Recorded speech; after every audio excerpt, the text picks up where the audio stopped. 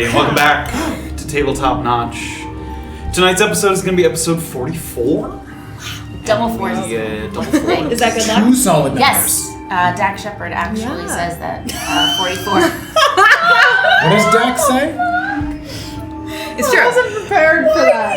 I was prepared for a lot of other things, but Dax Shepard says was not one of them. We'll keep you updated with Dax Shepard's thoughts as the stream continues. You're one. We will be returning to the Shocky Mountains, whereupon Graven and Orba have gotten himself into a bit of a predicament. Graven and Orba? Themselves? I mean, you're there. I didn't say it was fault. He said it. Present. I didn't say it. His fault. Does anybody have any thoughts, things they want to say before we do our thing and roll the intro? Happy National Book Lovers Day. Happy National Book Lovers Day to Grimari and Marvin Bishop and Sam Precus and all our favorite authors. Might I recommend some real ones too. Yeah, might I recommend some excellent books such as The Silly Basilisk would be a great book to read on this day. Whispers in the Genevieve Riley, all of her body of work is excellent. It's excellent. I was looking for It's a young copy adult fiction, but it's more than that. Yeah, it's like made for kids, but for adults to enjoy as well. Love it. You know. Thank you. The themes are universal, you guys. The themes are universal. Can't wait to find a copy of Latent Tensions. And also, in the way that your constitution can lower how long you can breathe underwater, can your level of intelligence, make it so that it takes you way longer to read a book? Are you saying Graven takes a very long time to read books? Graven's going through the Graven gets a children's sheet of books, paper and it's like 5 The minutes per ABCs of page. HTSU. All right, we'll roll that intro and then we'll dive in. Here we go. Yeah. Goodbye.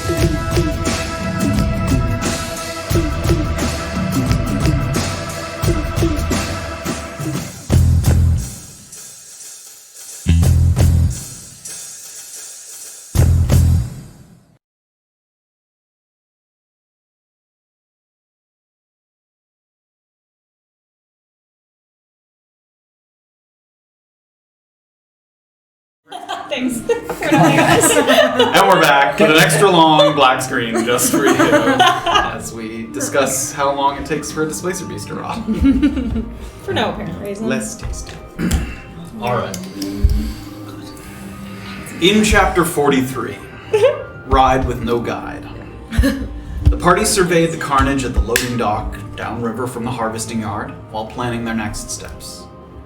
In an effort to make the attack look like the result of escaped mutants, we obscured any evidence of our handiwork and took off for our last campsite before the scouting mission, some ways south of Lake Gulkan.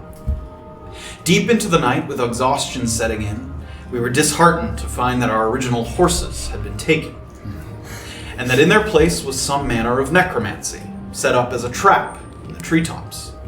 Safira succumbed to the magic and was paralyzed, forcing us to inflict a small wound to release her from her immobile state. Not wanting Jillian to fall victim to the same effects, we chose to destroy the offending objects and spend the night in the same spot we'd rested before.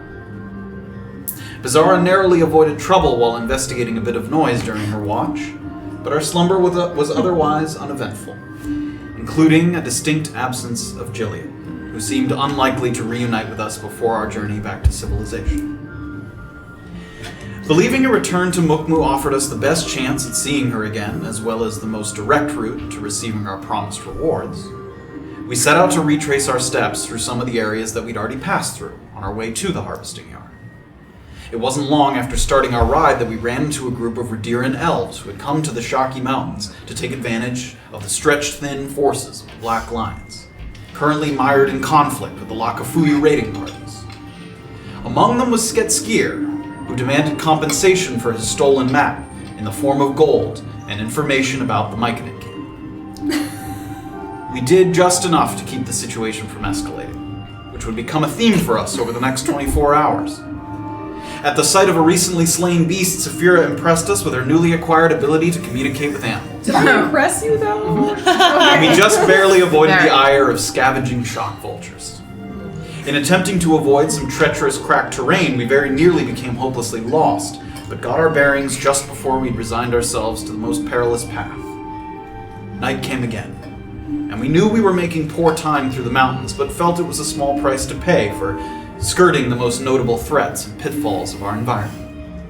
A new day meant new strategies, however, as when Graven spotted a fellow Goliath toting some kind of cargo, he refused to heed the man's call to stay away. Not taking kindly to the Goliath's insults, Graven used the hold person spell to get a peek at what he was protecting. A felled displacer beast that we knew to have a significant bounty on its head. With this discovery and a furious foe barreling towards us, axe in hand, we didn't have long to decide our next move, and we wondered. To what lengths were we willing to go to collect this reward? As we veered off course, would we be able to maintain our distance from the ongoing Lakafuyu Black Lion hostilities? And how much would our stomachs have to grumble before we stooped to gnawing on some Displacer Beast tentacles? We find out now on Chapter 44 of A Peek Beneath the Veil.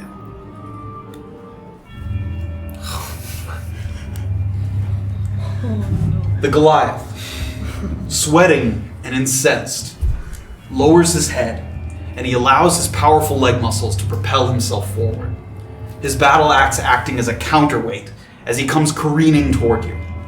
You've made a move back toward the horse that Orba is currently perched atop, but you can hear his booming voice ringing out behind you. Magic-wielding coward! And he continues to run. And despite not having a line of sight, a bit of the echoing commotion makes its way to the ears of Safira, Erland, and Beezaura. Not the words, but the ferocity of the yell, a bit of commotion coming from the direction that you know Orba and Graven to be. What are you doing right now? So I'm running towards the horse. You made a move back. You peeked under the thing, Yeah. and then saw that he was kind of breaking free, and you started to break back towards the horse. You're probably 10 feet from the horse, maybe a little less than that. Okay. And he's less than 10 feet behind you. Yeah, I'm yelling Benji as loud as I can in their direction. Okay.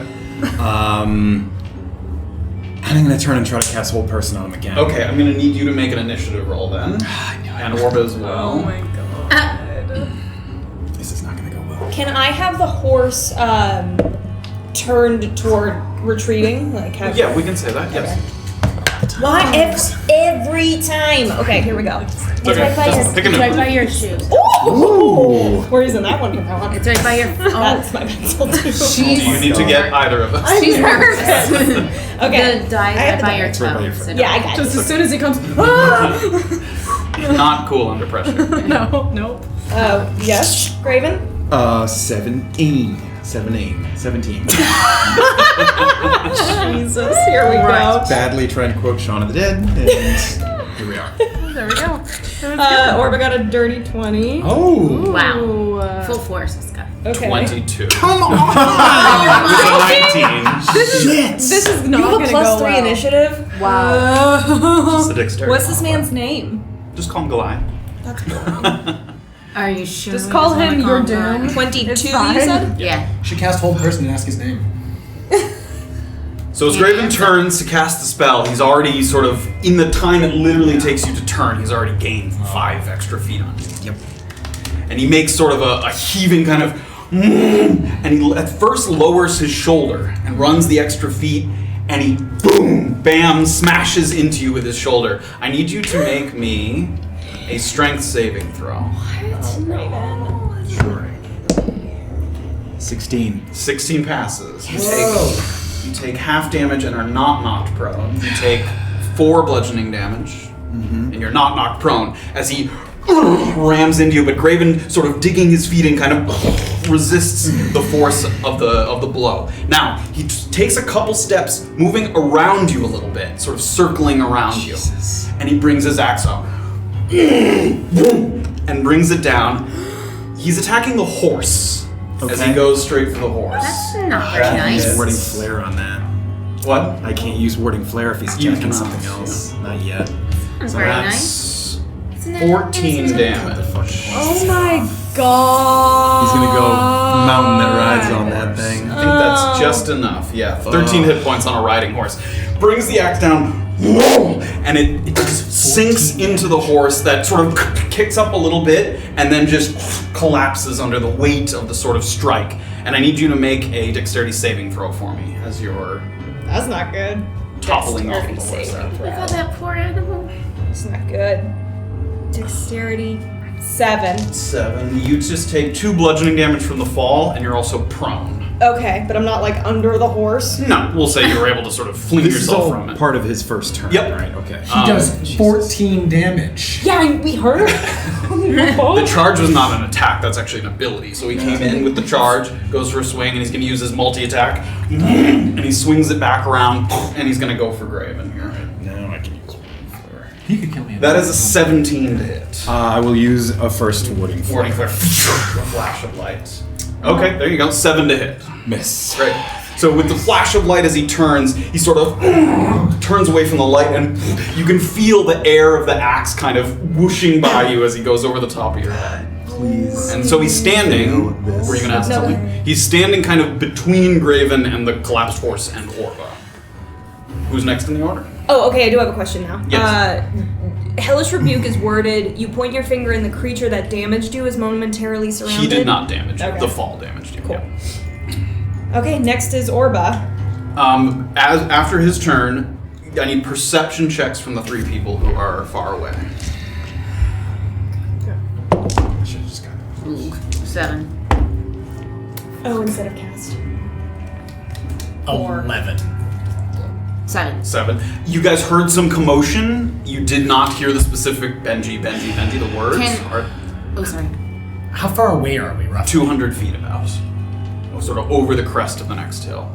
Is it possible to peek? It's definitely possible. Okay, then I'm gonna do it. You peek Yeah. up over, great. That's Yeah. neat. So we'll say because you didn't sort of react immediately because of the perception, you didn't hear Benji right away. You guys aren't like immediately sort of Right. calling to arms, but you take a little peek over and you can see a little bit far away, there's sort of a conflict happening between the 3 of them. So we're gonna say you guys are not able to get into this first round of combat, That's fine. but you peek over and you see that happening. I'm going. I'm gonna just kind of hit Erland, get my bow, and just start bolting towards Let's the go. fight. Anything else? I'm not on your horse. Is that what you thought? Yeah. Can I ready my flail? You're on a horse with her. I'm on a horse by myself because That's Orba right. was with me and she I forgot hopped we were on off. horseback for a second. Is there any place to tie the horses? No. You can hop off of it. Okay, yeah. I say we go on foot. Okay, I'm gonna kind of like tie up the horse then, and like I'm right behind you. And Okay. I'll follow suit maybe around one of the rocks real quick. Sure, you do a quick and dirty job. Yeah. Sure. Yeah. Then yeah. Great. So you guys hop off and you start to run. Orba, go ahead. Yeah. Okay, so how far away are Graven and the other Goliath from me now? I mean, he's 5 feet away from you. He's in between melee you range? and Graven. What? He's between me and Graven? Yeah. Yes, because Graven was going to the horse. He went around Graven to attack the horse and then turned back towards Graven. Oh, okay, so I'm in melee range. Yes. Spicy. Okay. I am going to use Let me see what this means again. New spell. Who dis? Hold on. This is the worst. Okay, Orba's gonna use Shocking Grasp on the Goliath. Sure. So melee attack spell. Oh, that is a 25 to hit. Wow. Nice. Okay, so you Good take one. 1d8 lightning, 7. We'll find out. One second. Oh, sorry. Okay, go ahead. You take 7 damage and then can't take reactions until the start of its next turn. That is. Yeah, it's a good cantrip. And Sorry, one more time? he can't take reactions. Oh, yeah. Yes. 7 damage, you said? 7 damage. 7 lightning. He's not wearing any kind of He is armor. not wearing any, no. He's just cloth sort of clothing. Okay, cool. But he's enormous. He probably has the HP of a tank. Probably. Okay, so I'm assuming if it's Graven, other Goliath, Orba is closest to where her friends are. Yes, 5 feet closer, yes. Yeah, Or I'm 10 gonna feet run- closer than Graven. I'm gonna run 30 feet. Great, full movement maximum feet away. backward. Great. So Sorry, you're buddy. 30 feet away from the Goliath, and no attack of opportunity given that he's shocked, and Graven. So now Graven is 35 feet away from you. 35, 40 feet. Yeah. Okay. That's it. Great. So the shock goes in, and you can see his muscles tensing, and then you move away, and you can see him trying to move to swing at you, but isn't able to get control of his body enough to get an attack of opportunity off. And I guess just for safe measure, since she doesn't see anybody yet, she's gonna go Benji. Sure. Graven? That's it. I mean, I said I was gonna cast Full Person. I'm gonna stick with that. You may. Yeah. You can change your mind having sort of seen what unfolded. He sort of caught you by surprise a little bit. No, give you the option. I'm gonna still try it. Okay. Wisdom save? Yes, sir. 11. Fail. Nice. Yay! He's done. So once again, sort of after striking, he sort of comes back and you can see his face you can see the gray turning to a sort of dark crimson red as the blood kind of rushes to his face. Got it. That's my action, but can I try to take out the manacles out of my bag? We'll say you can take them out as a free action. You won't be able Take to them apply out. them. Okay. Yes. Yeah. Oh shit. I'm gonna go to take Great. them out. Use up. Run! Get the others! Don't Great. have to fucking That's the end of the tell me. round. Yeah. Now you guys roll initiative. Oh, natural 20. Yay! Still so add what your is it dexterity total? modifier. Oh, dexterity? Or your initiative. Oh, modifier. I think it's just 22. 22 for BZ. 18.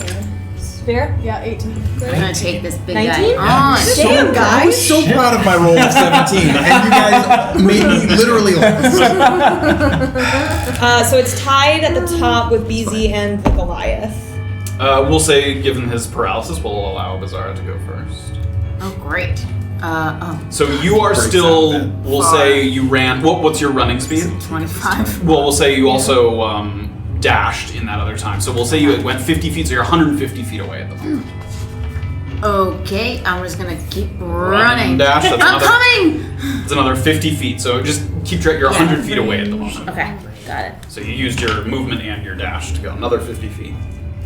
My gosh. My little legs gotta work. Your little leggies. I'm on my way.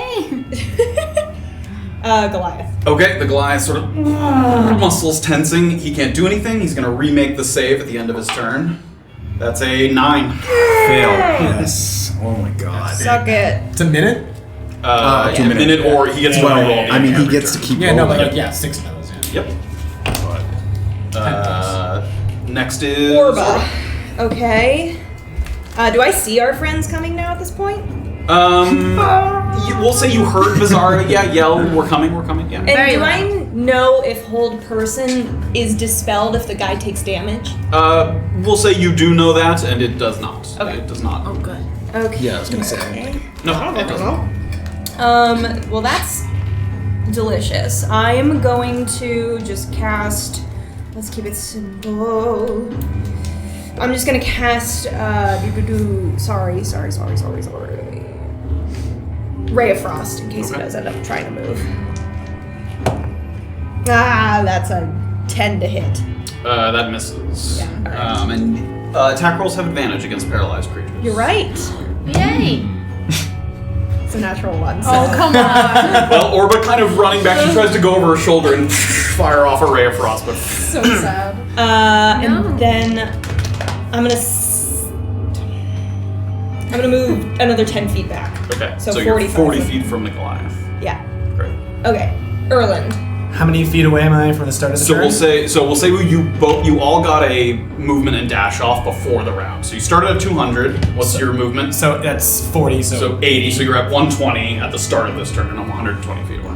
Great. So I'm running quick math, running 80, which gets me 40 feet away. Great. Now within, so you're basically where Orba is. Great. You're, So I you're run up just next to running. Orba and look at her. And look at her. I run up and I stare into her eyes. And you can see the guy, and then now he's tensing so heavy, like his eyes are like popping out of his skull, like he's trying to break the. I Graven's just so like, just want to swing and hit this guy so badly. Okay. Okay, after Erland it's Safira. Okay, I'm gonna. How close? Do I get within 120 feet? So you started at 200. What's your movement? 30. 30, so 60. So you're starting this turn at 140. Okay. So you can move another 30, which will put you at 110, and you would still have an action. Okay, I want to do that. And then I'm gonna take out my wolf bow and I'm going to activate Animus. Is the range 120 on the? Yeah, it says range of 60 to slash. So that's 100. disadvantaged. So the 120 is the far Oh, range. okay. So you can still I do can it. It still would do just be I with have to do it with disadvantage. disadvantage. I'm still gonna try. Okay. I think. Which would be flat, right? 'Cause would it he's be fine paralyzed. because he's paralyzed? Yeah. It would be, yes, because it's. Oh, Nice. Oh god, that's not gonna hit. Modifier. I know, but okay, 6. I think it's. I don't know. 13 to hit. 13 to hit misses. Just get the run. Sort of reaches up, fires the arrow, and Orba and Graven can kind of see the arrow and trace it, and as he's standing there, it just kind of like whizzes over his shoulder. Okay. Then I think I'm gonna hang out where I am. Okay. Graven. Graven's up. Grab one of his wrists, Oh, I try to was put it on. Pull his That's the Wolverine main claws. So this is a contested roll, the sort of Okay. contested strength. There isn't sort of an official ruling on that when someone's paralyzed. I'll give you advantage on your contested roll. So make an athletics check with advantage, and he's going to contest it. Okay. He's really strong. So is Graven now. Oh no. Oh no, it's a natural It's not 20, isn't it? but it wasn't low. Oh my god! Ooh. 7. 7. Yeah, 19. So It wasn't a 20 as you're trying to though. sort of do it, it's mainly just that it's hard to get the manacles. He has like sort of these thick Yeah. limbs. It's hard to get them around. You kind of try to clamp one, and you can see him. He's sort of vibrating a little bit, and it's hard to get the manacles around. You're sort of unable to do so. Yep. Is my action. That was an action, yes, to attempt that.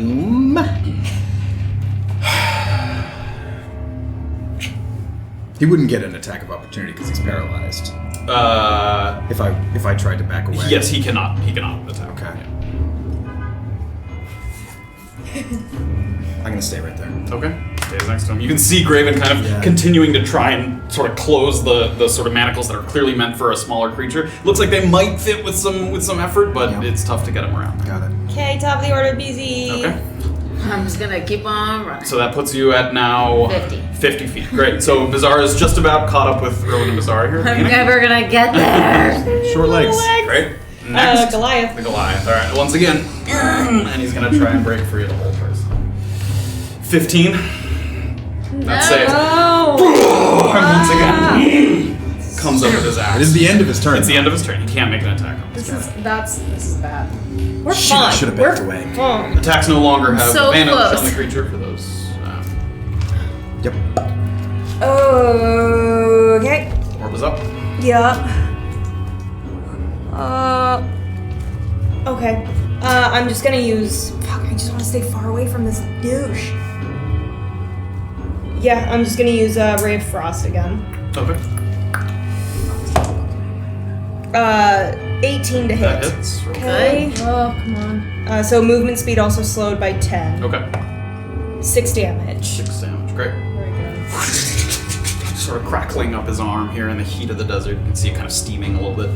And now, how close is everybody to him? Like, if I close some ground, am I gonna be like the closest? Well, Graven's lady? closest. Uh-huh. I mean, You're Erland's 50 feet? she's 10 feet behind you. Okay. Erland's at your spot. Okay. And Safira's significantly further behind because she was able to shoot. She's at 110 feet away. Okay, I guess I'm gonna stay where I am then. Okay, I'm done. Next Erland's up. is Erland. All right. So you are 40 feet from the Yeah. War dash. How far are you? 40 feet. Just means I can't run in and run out. Your favorite. Fuck. Okay, cool. Erland's gonna. I'm 40 feet away from this guy. Graven, are you in melee range with him? Yes, You are. yes. Okay. So I'm gonna run up to him, and I'm actually gonna pull out my darts. I'm gonna pull out a poison dart that I had poisoned earlier, and I'm gonna kind of jump and try and stick it right into the side of his neck. Great. When was the dart poisoned? I poisoned it on the way to the camp, I believe. That will have dried by now. Oh, it dries? Yes. Oh, 24 hours. No, I Yeah. didn't know that. Yeah, poisoned weapons dry after 24 hours. Oh no, can I take that back? Yes, then? yes. Great. Thinking about his darts going, Oh, they're so dry! so that's just like spent then. The venom's like spent on that Yeah. period? That fucking sucks. Yeah. Great. I mean, if you had was it a vial or something? It was in a vial and I had like... Yeah, so did it use up all the... I think we decided you can poison yeah, 3 darts. yeah, then. you're right, it absorbs it. So yeah, that's spent, yeah. Pulling out my quarterstaff, feeling all sorts of sadness. I'm gonna just try and go right for the kneecap. Alright, make us New modifiers. Nat 20! It's... So... That does...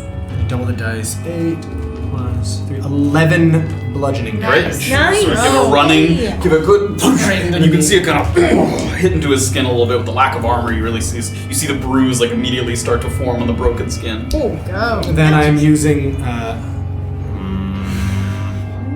need to make sure I don't screw this up. What is he thinking about? Oh, I don't know. It's very intense. Why are you I'm leaving him smirking? alone. I'm What gonna is leave that? him Oh. alone. He's been like researching. I know.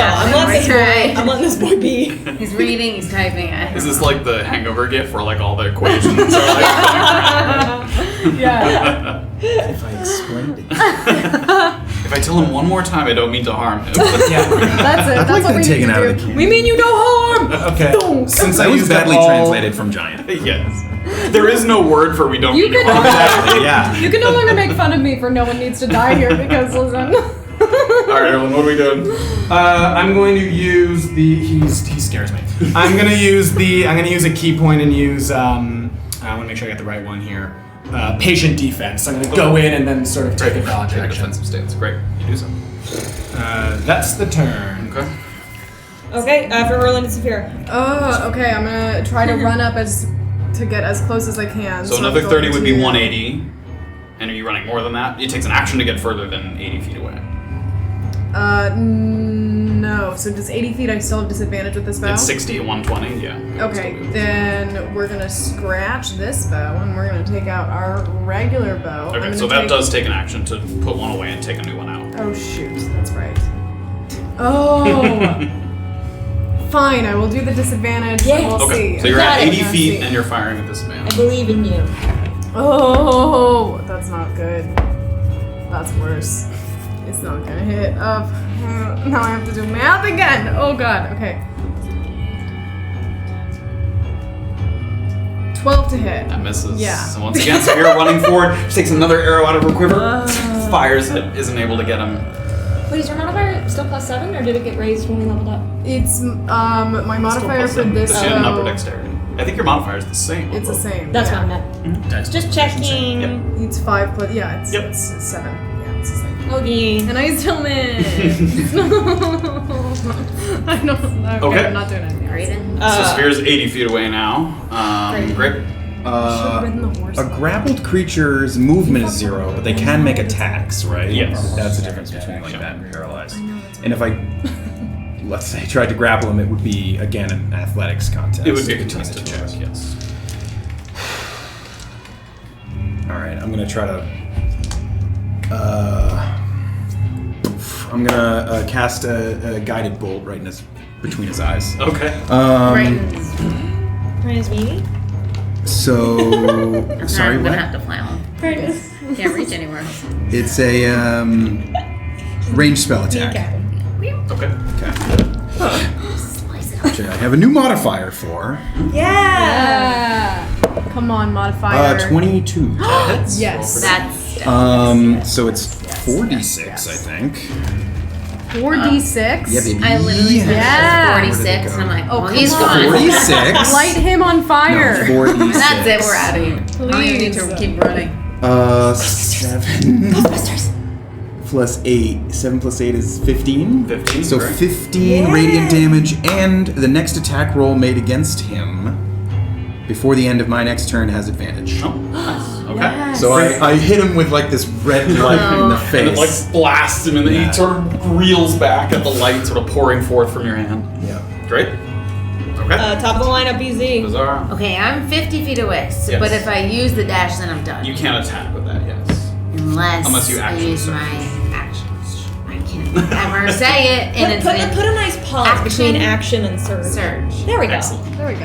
Oh, I do like action surge. I love an action. It's like a I think I'm pirate. gonna do that. Okay. Because Beezaura. I mean, Again. And she gets all the way up to him. She sort of summons the extra strength to make an attack. and Go is ahead. it with advantage? It is with advantage. Yeah. Yes. It is. Come on. And it's a new modifier And too. oh my god. Come on.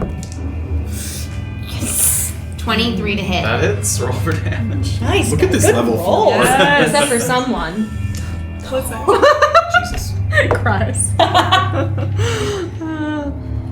9 damage. 9 bludgeoning. damage. Great. She sort of comes in with an extra Come on, guys. swing. Whoosh, whacks him with the flail. Oh, it's gonna be. He's a beefy boy. Excellent. And I'm gonna just brace myself for whatever's coming right now. So Erland, Graven, and Beezaura are all now within melee range of him. Great. It's the Goliath now. Great. Do we get any advantage for like encircling him like that? There's optional rules about flanking that we haven't really so much been playing with. It's a little iffy because so many different creatures sort of react differently. Right. It's something we might look into. For now, we're not sort of getting planted. So he sort of takes a couple of strikes, takes the hit from Erland, smash from Beezaura, and he once again swings the axe around. And before he sort of picks a target and brings it down, he looks at Graven. Coward! And he's gonna attack Graven. He's gonna use his multi-attack and attack you twice. Oh. That is a 12 to hit, Miss.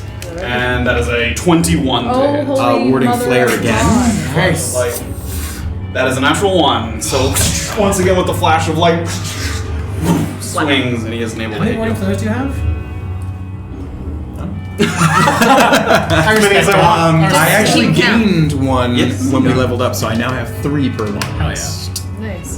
All right. They come in very useful, as you see. Unable to find a target. That's the end of the last turn.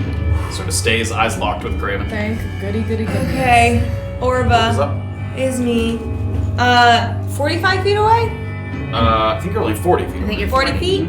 Is there a place that I can place Thunder Wave without hitting anybody in melee distance of the Goliath? No, because basically Erland and Beezaura are between you and the Goliath, because they've run up to him on the other side. Okay, that makes sense. Got it. You could not hit Graven, but you would definitely hit Erland and Beezaura. That's fine. I don't need to do that. I'm not dying to hit them today. you. I'm just gonna cast. They're not moving though. Is the problem? No, Ray of Frost just isn't gonna be helpful with these slow. I'm gonna cast Chill Touch just in case I guess he takes out a healing potion or something. Here we go. That's a 17 to hit. That hits. Roll for Okay, a D8. 4 damage. Okay. Necrotic. Okay, great. And can't regain. Sort of spectral hand comes out and you see it kind of siphon some of the life from him, and he can't heal until his end of his next turn. Great. Until my next turn. Until your next turn. Yeah. Okay. And I'm gonna get, now that everybody's there, I'm gonna get within 30 feet of him. Move up 10 feet. Yeah. Alright, next is Erland. Erland, you're up. Okay, I'm just gonna swing around with another quarterstaff attack. Let's go for the other knee. Sure. 15 to hit. That hits. Roll for damage. Go. So jealous of all you guys doing damage. That is 7 bludgeoning damage. 7 bludgeoning There we damage, go. great. Give him a good thwack on the other Here we go, knee. here we go. See his How sort of legs build, but Ballsy they're am I feeling? crippling. What does that mean? Well, he's just pretty preoccupied with Graven. I'm going to use a key point and use Flurry of Blows to use 2 unarmed He says he's strikes. preoccupied with you. Oh, okay. Sure. Great. Oh. 8 to hit. That misses. I love picturing Erland trying to punch this guy. That's amazing. Thank you. 18 to hit. That does it. Yes. Oh my god, I knew that. That does. All my numbers are different now, sorry. 5 bludgeoning damage. Right. And he can't take a reaction until the end of his next turn. Okay. Nice. So I'm gonna. Oh, I can run away. So I'm gonna step back 20 feet. Okay, great. Because then I can still get in. Yeah, 20 feet. Sort of hit him at one of his kind of weak points on the body, and you see him kind of flinch. He has to kind of shake off the effects of it. Great. Okay. Safira's up. I'm gonna run another 30 feet. Another 30 feet. Now you're 50 feet away. Yes, and now I can fire regularly. End of my and I'll next probably turn. watch me still miss. Wait, I'm gonna use my die even though it's been failing.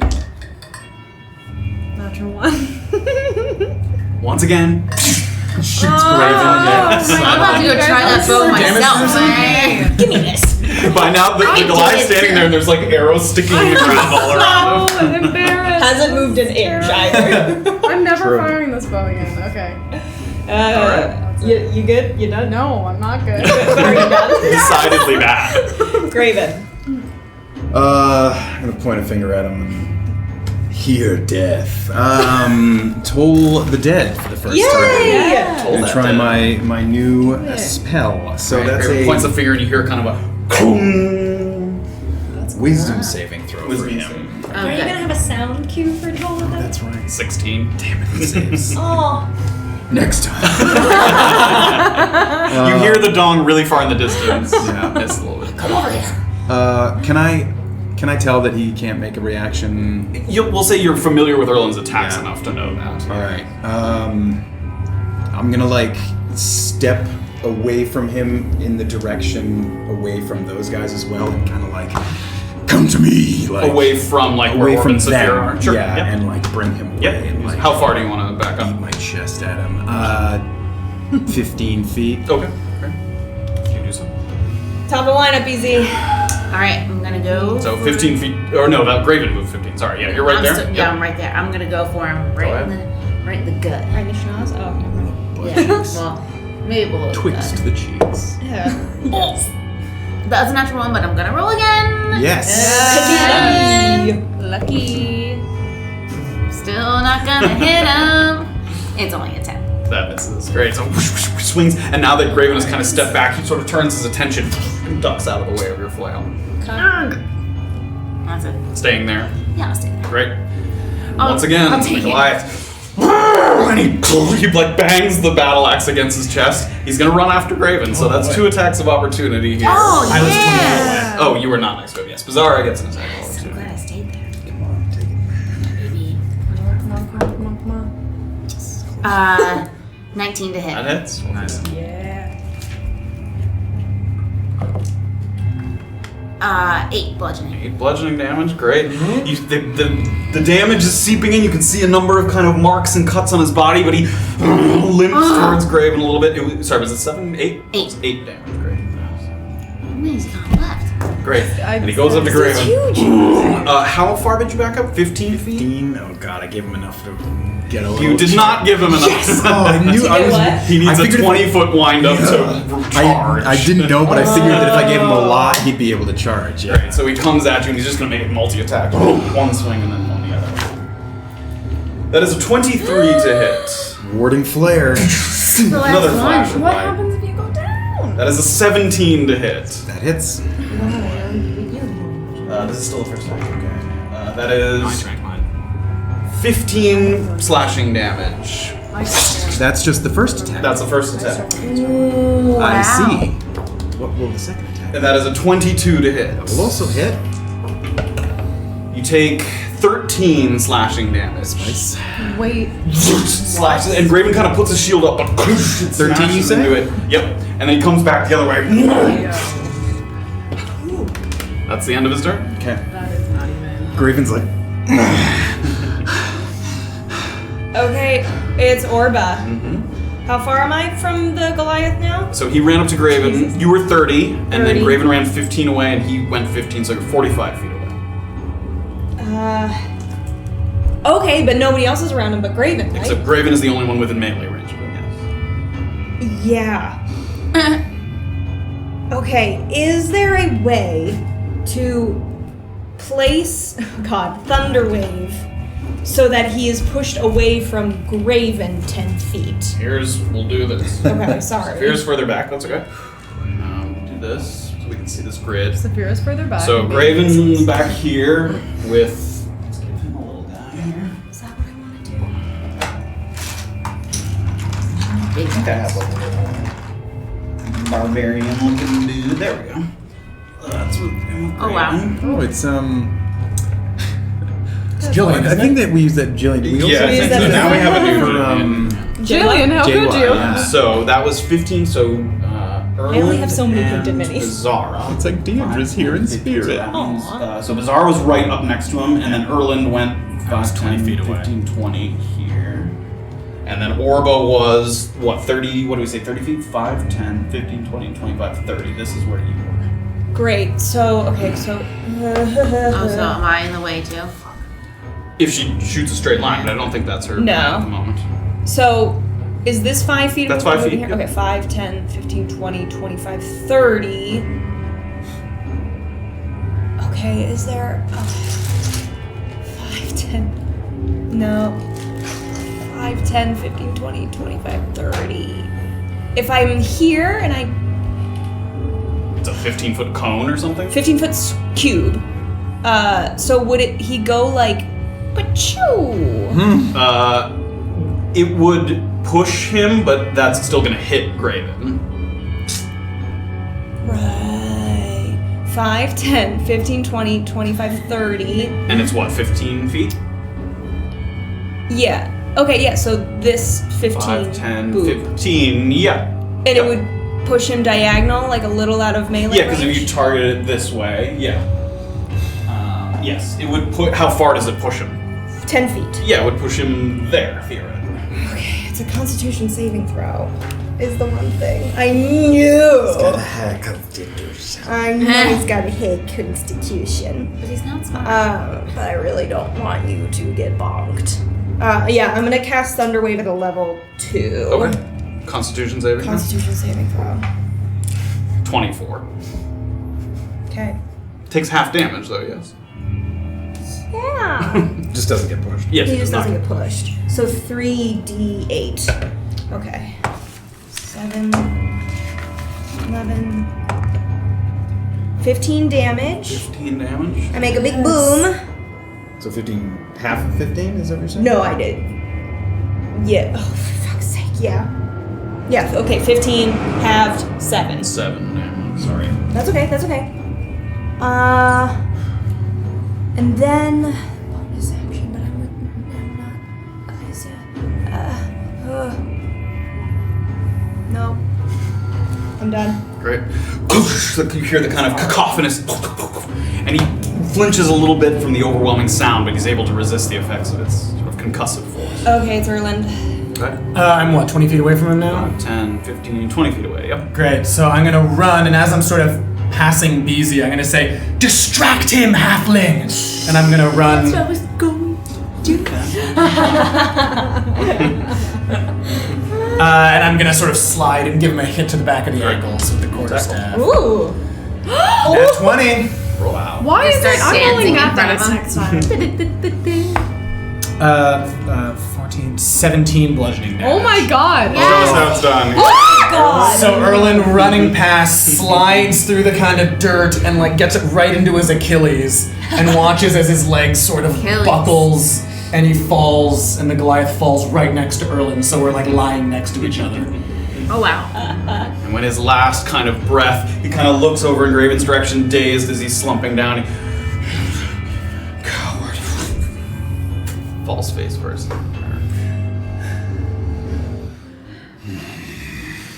Is everyone okay?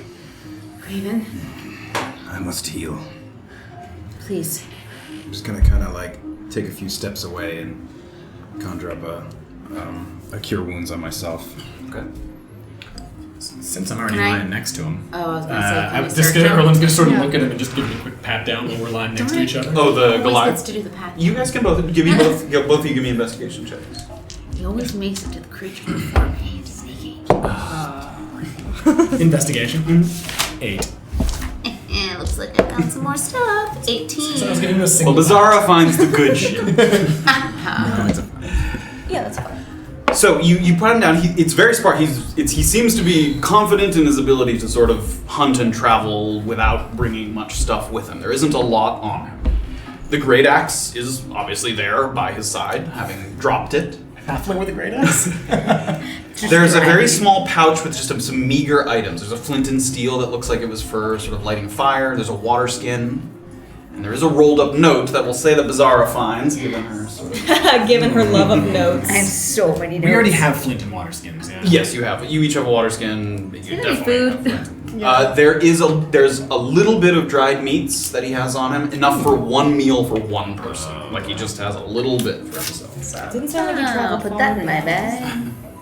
Dried meats for one. And this is the note. While she's Sorry. eating, I'll sort of like Nonsense? I'll fill up like my water skin with his water. You do so. Take a little extra water. Goody, goody. Safira kind of... Can Orba just stand next to That's very Graven and far wait for away. him to be done with his business? Business. What did you find, Halfling? I assume I see her. Since I'm right next. Yeah. You see her pick, take it out. Did you heal for yourself already? I did. Yeah. Okay. Well, looks like he was on his own hunting missions. A chul. Cool, yep. Chul. One that he found probably for some sort of gold at the Cove of the Main. The Displacer Beast he found in the West Shocky Mountains. That is what is in that cart. Oh, brilliant. Well, sorry. I mean, that's great. And We there's are- one more. A Bodak. Nolan's Woods burial ground. Did he already kill those other things? The two, yes, the last one. They're Not crossed yet. out, yeah. Oh, I see. Give me the two people native to Antisuyu, Beezaura and Graven. Give me a give me a nature check, sorry. 15. 15. 9. Graven's familiar with jewels as a creature. They're sort of a very large crustacean. They live in sort of shallow waters, sort of hard shells, like oversized, lobster-looking kind of creatures. That they can be very sort of damaging to the local fish population and stuff because they sort of come in and take over an area. And then give me a history check as well. Just me? Yep. 6. And the Bodak does not sound familiar to you. Not familiar with what that is. Where's the Bodak? Nolan's Woods. Nolan's Woods Woods burial burial ground. ground. And you guys would both know certainly where the Cove of the Main is. Do you have your map? Does someone have their map on them? The big map? Yeah. Yeah. You're good. I think it's also on the small map. Where did I put it? I think I stuck it. Yeah. Somewhere safe. So many papers. Oh, give the nice map that we bought. So So- up at the top, up at the very, very top where the land like curls over in the top left corner. Yep. That little body of water right there, that's the Cove of the Main. Yep, 12. right there where you're pointing. That's the Cove of the Main. That's the Cove of the Main That's where where the he Chul killed. was. Sorry, Matt. Number 12. Is it numbered? Yeah. Is it numbered, Anthony? I don't It know. says that 12, Okay, yeah. yep. 12 is That's the the Cove Cove of of the Main. I the didn't know Main. if the bodies of water were numbered. We're over here. West. You're further south than that. Oh, sorry. Oh, yeah, we're way Yeah, down yeah, south. yeah. That green one that you pointed to, Graven would know this, is Nolan's Woods. That middle green one. Yep. This one. That middle patch of green. Yep. Oh, right south of? No, right north of me. Oh, yeah, we're in these mountains Yeah. here. Yes. Yeah. Yeah, we're down. Nolan's Woods, Bodak, Displacer Beast. Okay. Well, I don't know where he was taking the beast, but I know where his next stop was. Is there a chul in the? Did you see a chul as well in the cart there? I didn't get a chance to take a long look, but we could look again.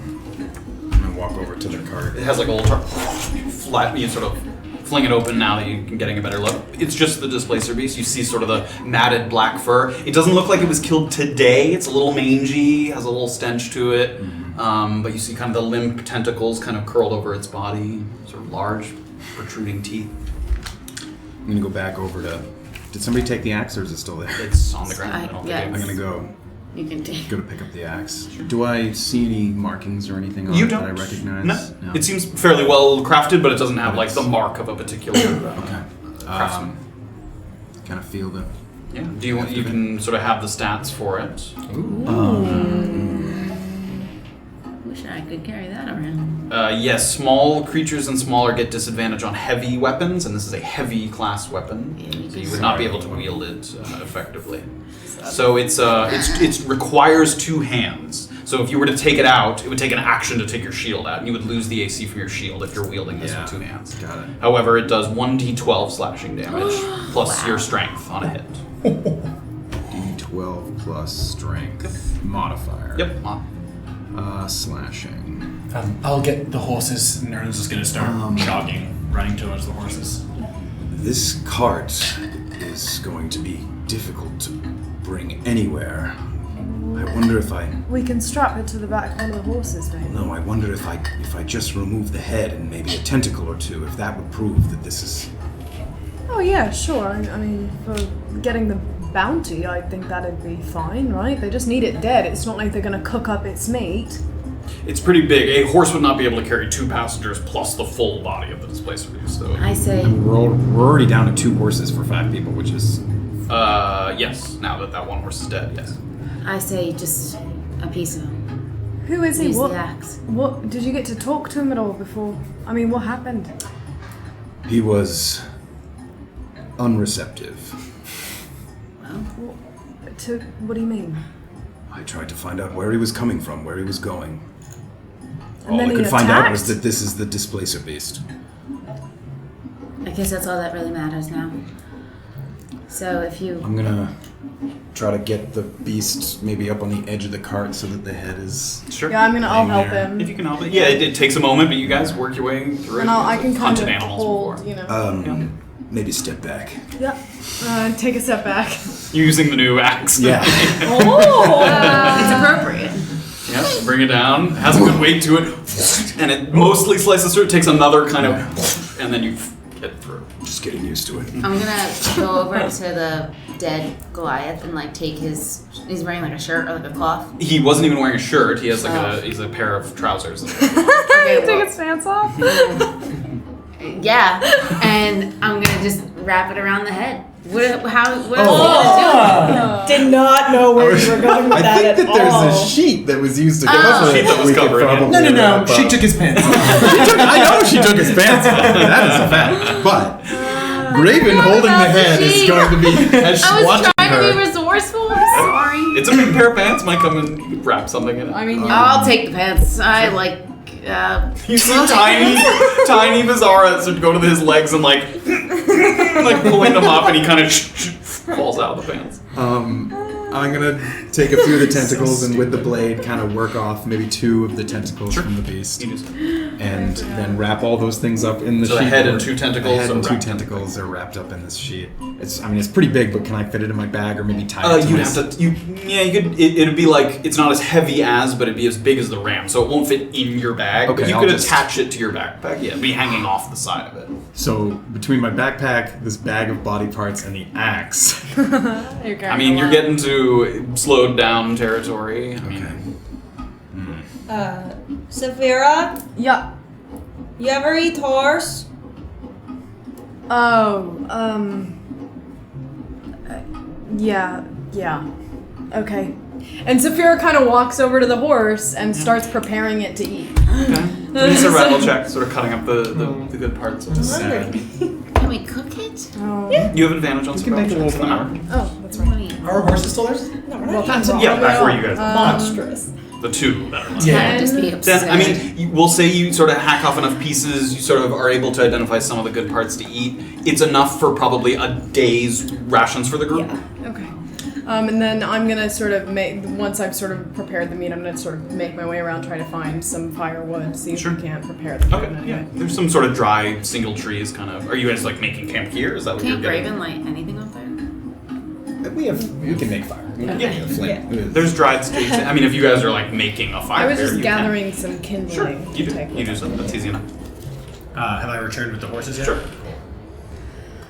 So you are leading back the 2 horses that remain. Should we eat and then continue? Well, one of us is going to have to walk, I think. There's only 2 horses, so we'll have to slow our pace significantly. Or we just have somebody do a light jog and we rotate who's riding horses. Yes, I just Oh, meant yeah. one person has to be on foot. Yes. Do you think there's any value in seeing if we can slay the last beast? That's rather far away. I think That's we need to go to Mukmu That's before a- we set I off mean, on any maybe, more. but several days' journey to get to that other place. That's true. I wish they had the bounty on that one. We could at least determine, how Maybe. worth it might be. Maybe in Mukmu they'll have an update at the Broken Crown. If we're moving, perhaps a conversation for later. I don't know where anyone else is going, but if any of us are traveling north, perhaps they could take that. Whether we all go together is, I suppose, up for debate. And as you guys are all kind of taking a look at the note, you're all sort of leaning over, sort of looking at the names on it. You do also notice 2 things, and it is that way, although the rip is pretty clean. It's ripped on 2 sides, the right and bottom sides. It looks like it might have been part of a bigger list that he tore a certain portion off of. And is it like scrawled? Is it well? It's hard to tell that. I mean, it's not like barely legible, Okay. but He didn't write it. Famously It's write like 5-year-olds. you don't know that for sure. It's not written in giant. It's written in common. Oh, was he yelling at Graven in Giant that whole Yes, time? yep. Okay, cool. Oh yeah. You don't know that he only speaks giant, but it was Yeah. not. The note was not written in giant. It was written in common. So there must be more creatures out there that people are looking for. Well, there's bounties all across the land, I suppose. Those bounties. He was, truly a bounty hunter. This actually, this is excellent news overall. This is our excuse. This is our excuse. We're bounty hunters. We tore this off of somewhere. Leave that part out. But we're looking for bounties, and we found the Displacer Beast. I'll be sure not to lose it. Perhaps we should tear it again. Take off that top part. If anybody asks about our slaying of the Jewel. Chul, we won't have to answer for that. That's a good point. You don't think there'd be anyone looking for him, do you? I imagine he works alone. Worked. Well, Alright, well, I guess that's lucky for us then. Toss that top portion in. Has Safira made the fire yet, or?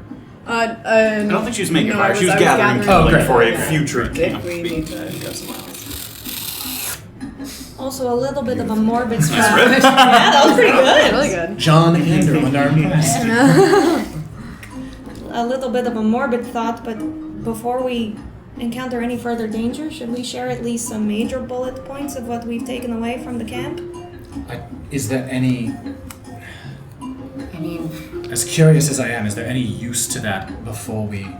Well, I would think so. What if you two go missing, or if we go missing, or get separated? Right, let's know when go good point. missing. Hang on, why is that a good point? I think we're gonna stick together. and no, if something happens to Safira, then we know the whole story. We've already gotten into combat. Okay. If any of us have news and one of us goes down, That's what I mean. Alright, That's what fine. she's Well then, talking then let's set up camp here, I guess. Let's We can just- have a Midday. Yeah, it's past midday. It's like into the afternoon, and it where you are right now again is sort of this like mesa area. It's not a ton of like. It's pretty just hilly. It's not a lot. There's not somewhere to hunker down. Well, I I mean, didn't you mean could, like but ride away necessarily. Maybe tonight, or as we ride the horses, yes, or something. perhaps en route to Mukmu while we're riding, we ride close and compare notes, as it were. Sure. Sure. I was saying about if we wanted to eat and talk, but we could do We it on should the way. save. Use the daylight while we have it, perhaps. Sure. I'll take the first round on foot. Are you sure? How are you feeling? I'm alright. Okay. Do you want me to hold the head well on the horse so you don't have to carry it? Oh yes, bags. you could strap it to the saddle. Yeah. You know, if it's just that. Yep. It's a little damp at the bottom. Trippy. Nothing a pair of pants can't fix. That's actually true. Hey, Use for the pants. I guess I was next to the horse, so I'll hop up on one and That was against your time. I'm sorry. So Graven's walking. And who's with Erland there? Graven takes out his Oh, but do you smartphone. want to ride with me? Sure. Oh god. Safira and Erland's turn. Great. You guys are moving now, at a slower pace to make sure you don't get too far ahead of Graven. Mm-hmm. And your trek through Chalky Mountains continues.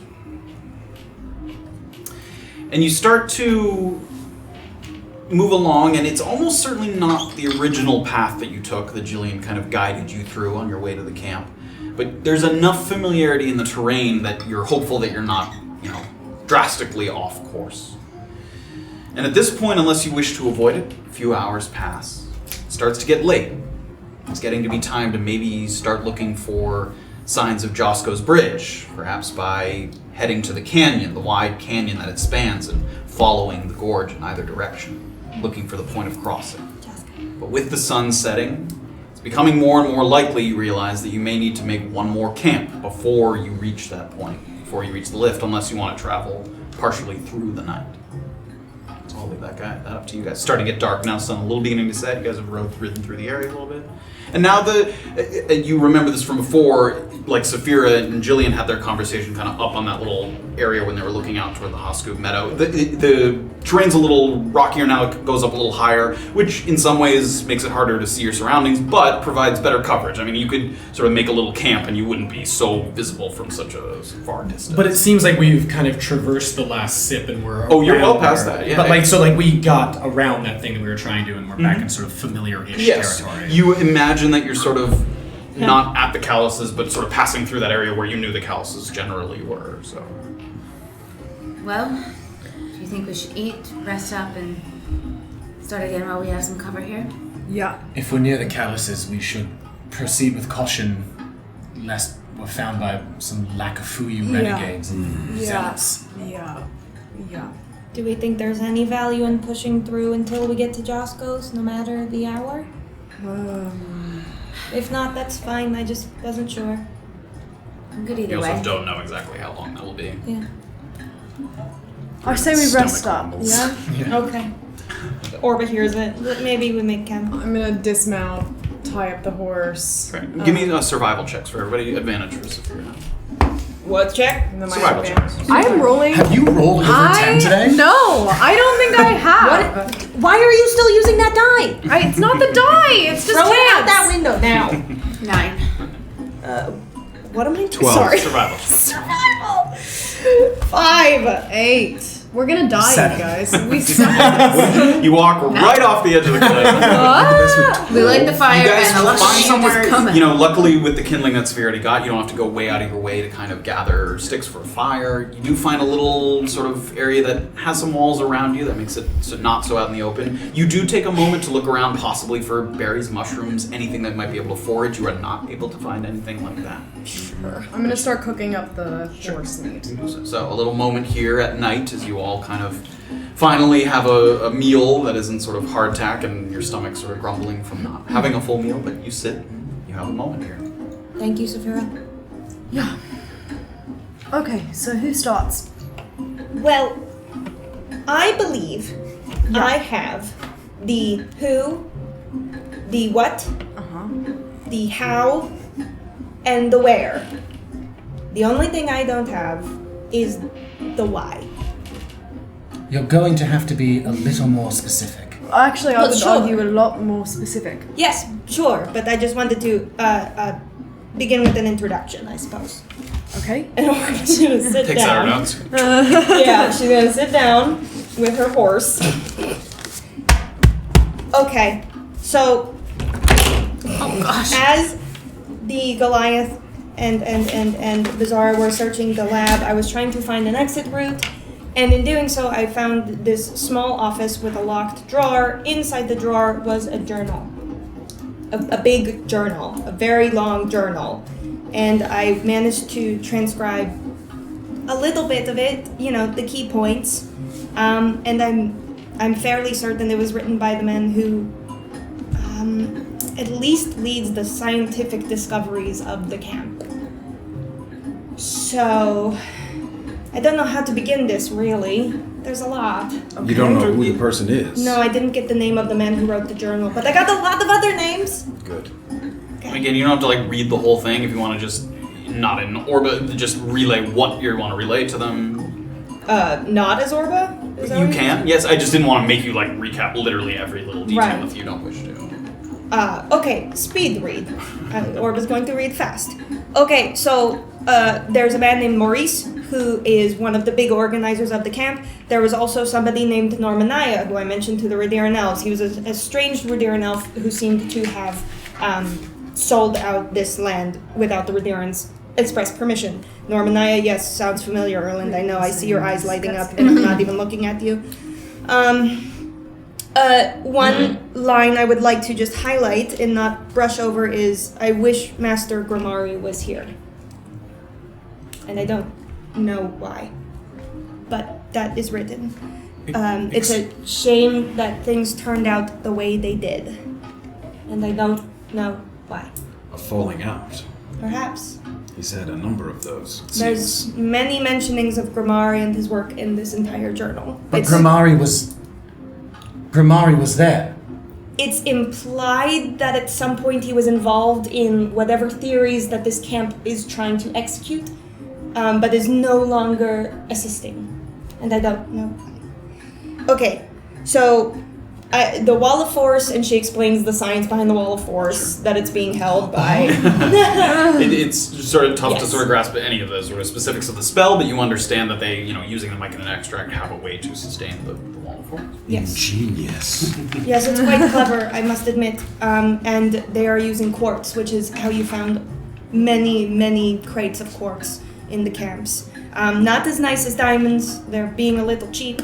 And then, let's see. Oh, the Lemonade Man? Yes, he is a distributor, and his name is Duffy Geis.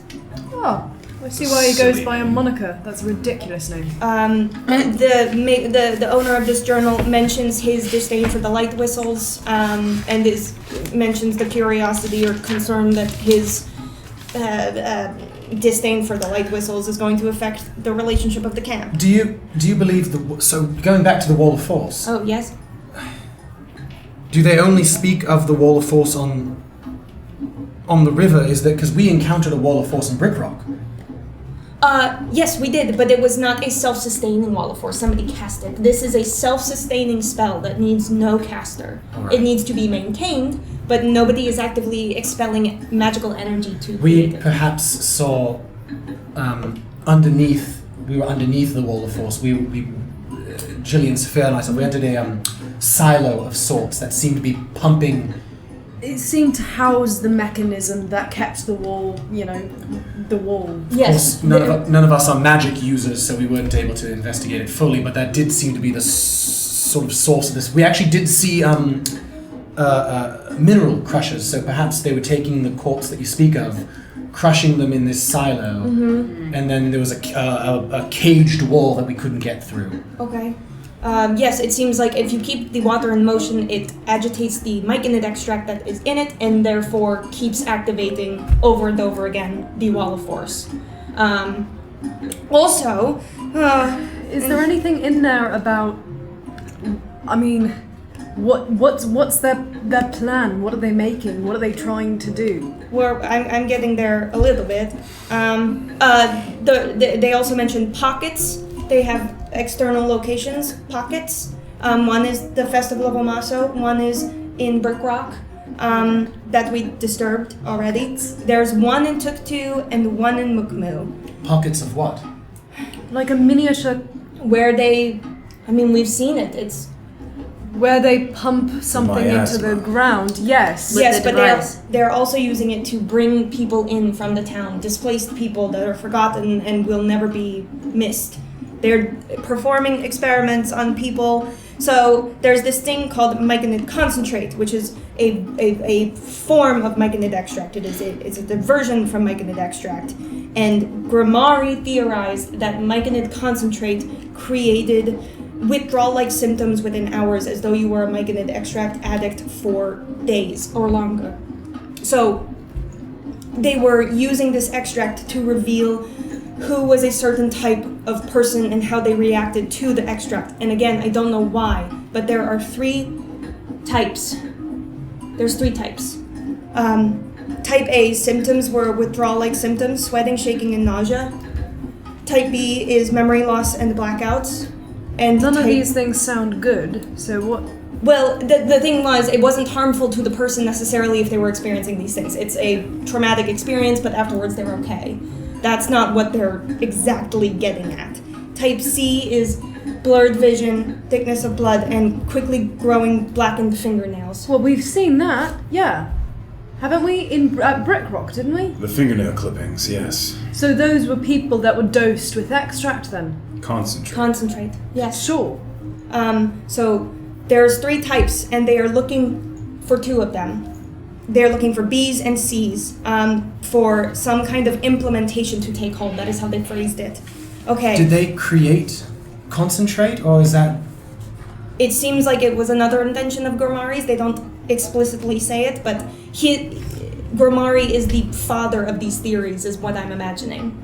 Well, Grimari clearly is the founder of this underground group that he's radicalizing to take myconid extract so that he can use people who are disenfranchised to, I don't know, I mean, be I will a part say of a fucking experiment. Gormari's ideas behind myconid extract weren't always nefarious. He and his associates were trying to do great things with it. So then is that the falling out with him and the camp? Is that, what, it's too nefarious now? At what point do you draw the line? Well, they were using it to hopefully, somebody once mentioned grow back limbs and whatnot. They were trying possibly to help people, and other people discovered other uses. So they're bringing sort of forgotten people via these transportation circles that we found and bringing them to the camp to administer this concentrate on. They're, I believe, administering it on location where they are taken, and then if they are confirmed B's or C's, that is when they are then teleported to the camp, the main camp. We saw one of the circles. We went past a room with a transportation circle as well on the way to the That surface must shaft. have been the same one. It must have been. Must have been after us. Yeah. Yes. We were definitely in there. So type B's and C's are who they were looking for, and it's relatively low. Let's see. The Molifers are backing, which I think we already kind of surmised, but they are the reason that they were able to afford getting some Well, of these. it's good to have it in writing. Yes. Are they putting any of the extract into the wine? That was not Or is mentioned. that where the money simply leaves? I think Well, it's I'm simply sure the that money. Molifer wouldn't allow that, because if these side effects are part of, what's going on, I don't think his customers would particularly like the fingernails being blackened and Were there any whatever other else. names other than Molifer that you recognized from in there? Besides, Winston or... no mentioning of a Winston. Just Maurice. I know Tybalt was one of the scientists. Normanaya. Hold on, I'm about halfway through. This journal also started 2 years ago, might I add. 2 years ago. Yes, 2 years ago, and up to 2 days ago. 4 days ago. Okay, so type B's and C's. They really like them. Samples of Mr. Gomari's notes. Let's play this. Enlightenment arrived. Members of the Orba sitting there like... She has some Oh, notes yeah, that's jotted right. down. She doesn't have the actual thing, but... Okay, yes. Okay, so there is a moment where they try to perform this implementation. He keeps using that word, but doesn't say exactly what they are looking for or how they are implementing it. But what I do know is that they are using spores to implement it, which is why you should never ever touch that hand, no matter what. What? Keep good track of that Don't hand. touch. Bizarre's like in the middle of throwing it. Yeah. Like, don't forget I still have this with the cool hand. What are these spores concentrate or? The spores are an entirely different entity. I don't fully know. It's just referred to as spores. I don't know if they're exactly myconid related. I'm not sure. So implementing them to the people who were B's and C's or whatever became grotesquely disfigured. It's very much sounding like they become those mutants. Those monsters. Yes, but that is not what they were looking for. That is not the goal. That is a failed experiment. Is the goal? I don't know. I said I don't have the why. I have everything else but the why. Did they ever succeed? Once. And it was only with a type C. And Orba's looking at Erland for that one. Or Erland looks at Safira and Anson. I don't know. I don't know if that's the outcome. Who's when Anson? we were, Anson. You tell the story. I recognized someone, sort of, in the pens. Sort of. A childhood schoolmate of mine, except he was a Myconid. One with a fucking metal arm, no less, so I think I have an idea of why he took it. They're turning people into Myconids. There was only one. That's one possibility. That could... I'm not sure that that's exactly what they were going for, because he was the only one. I mean... That's what she just said, that yes. they succeeded Oh, once. sure, but that's what they want? Yes. The goal is to turn people into Myconids, really? The number of times this journal says that the Myconids are getting harder to find. It's incredibly lucrative. Did you see any others while you saw him? No, that's the thing. He was the only one, and sure, I guess it's possible that's because it was successful and that's what they wanted, but...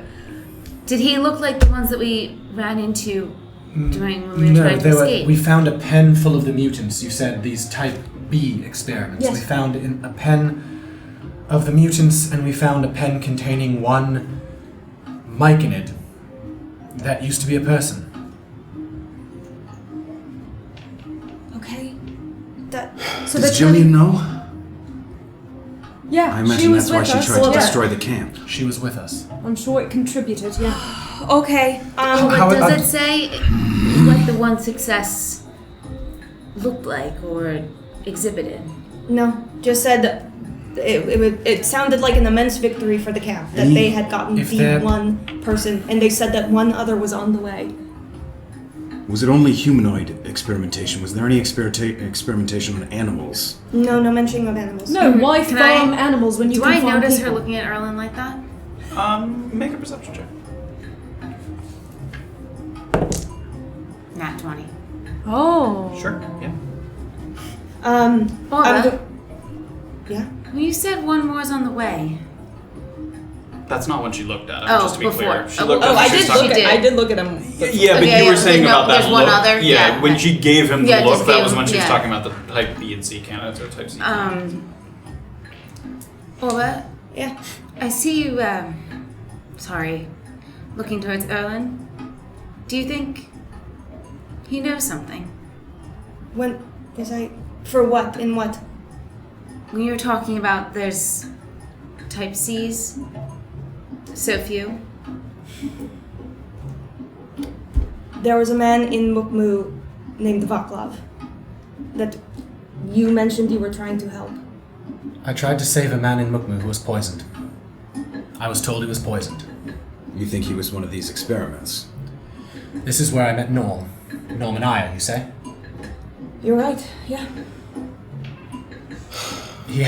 This was before we had seen any of the mutants, actually. Mm-hmm. So perhaps they're bringing Valklov to the camp. I mean, the Lemonade Man did take Valklov. Yes, that's my thinking. Not a couple days into the journal, up till present, they mentioned that another one was on the way, and I couldn't help seeing that coincidence that it could be Valklov. I'm going to continue because there's still a lot more. Hold on. So the type Bs are now turning into mutants.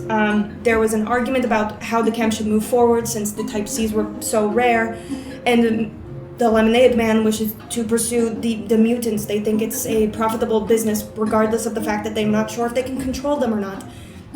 Norm and Aya disagreed. They fought, and the Lemonade Man assaulted Norm and Aya and turned him into who we now know as Norm. So to be clear, they were selling these mutants?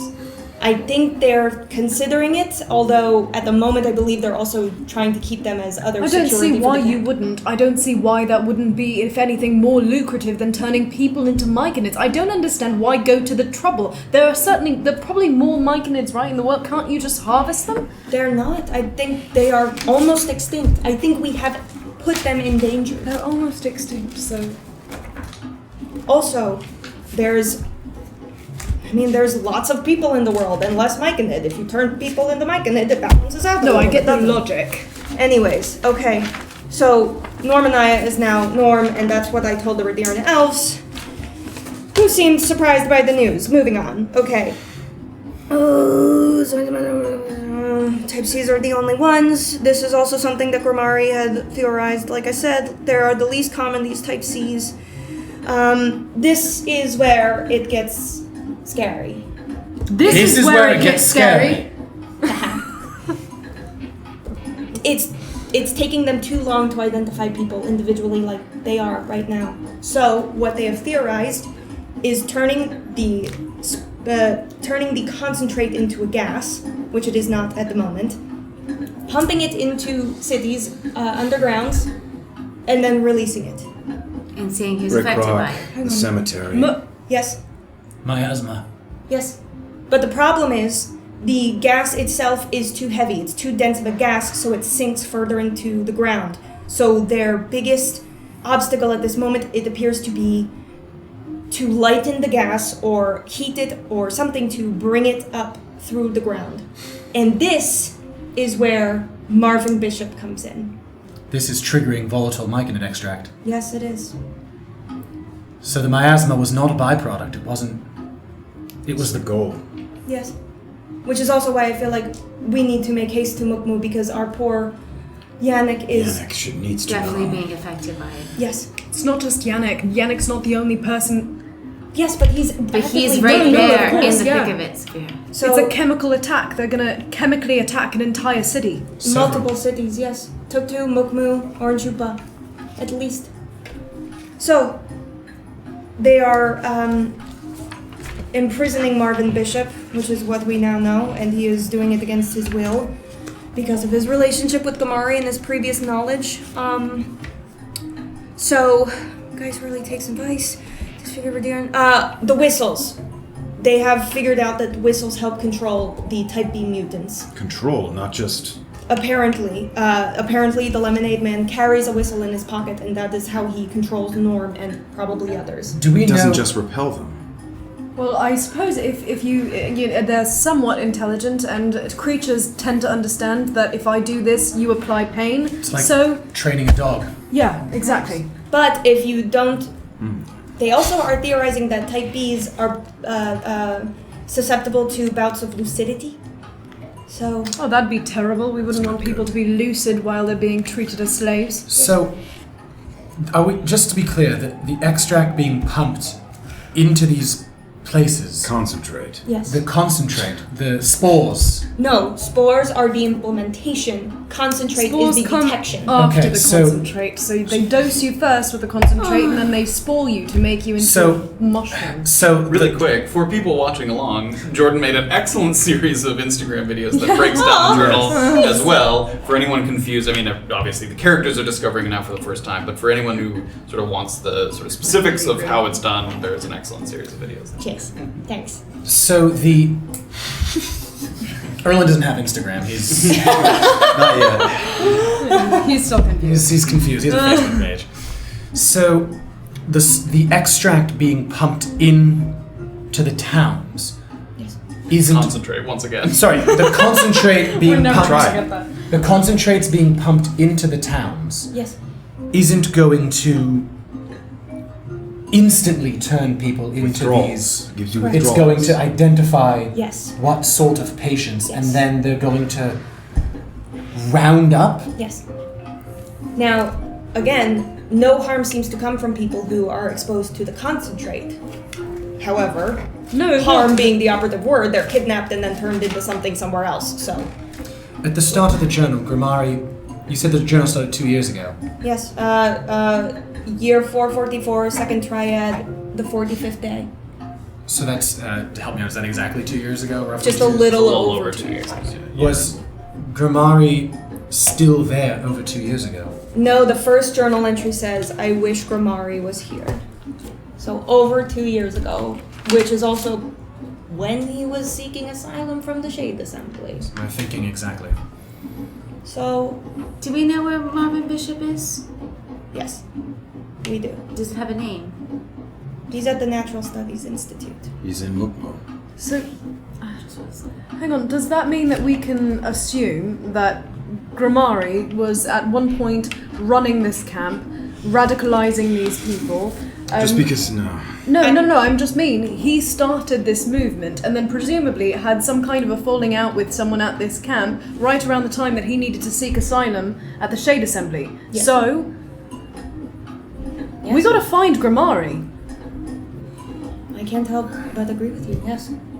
I feel like there was one more thing I wished to mention. Oh, yes, for the individuals who weren't informed, we met Marvin Bishop already.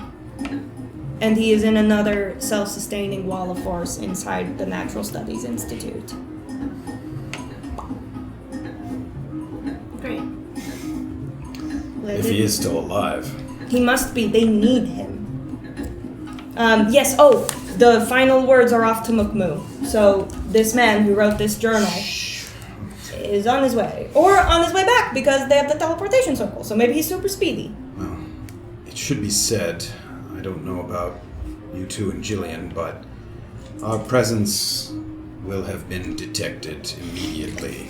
Clearly, I'm You still didn't need to fading say in that. color. We killed several of the. Of course, our presence is going to be detected. Not just that, Safira. We didn't kill anyone at the. You didn't kill anyone at the camp, did Not you? at the camp. No. No. But Well- our evidence is there.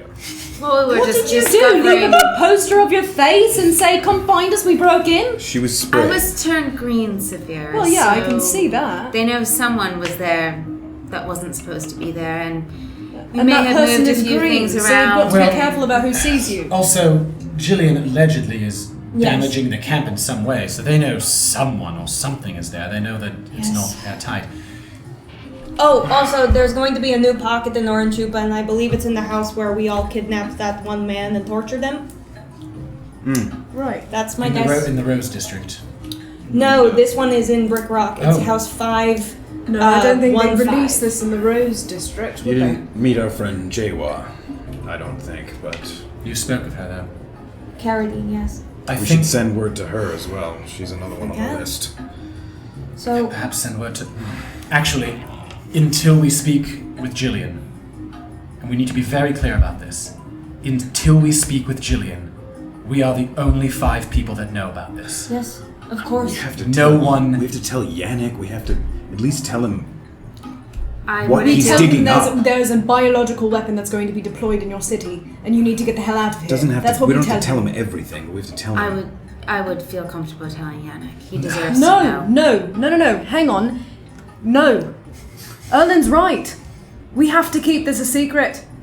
The more people know, if we go around telling people that there's a camp where they're enslaving people, turning them into something that we can harvest. I didn't No, say that we should Safira, tell them that. genocide. Can I just say something? They're not killing them. Yannick is quite the outcast there. Not many people take his work seriously or him and listen to what he says. If we just tell him, I think he deserves to know. I'm not saying we tell him everything. I'd say we tell him what he is digging up, or at least what he could be digging up. We tell him to stop digging. Well, I think we still have plenty We'll of see. time, but yes, until at least we get to Mukmu. Nothing. Send him an anonymous note. He can't know that one of us know this. Fine.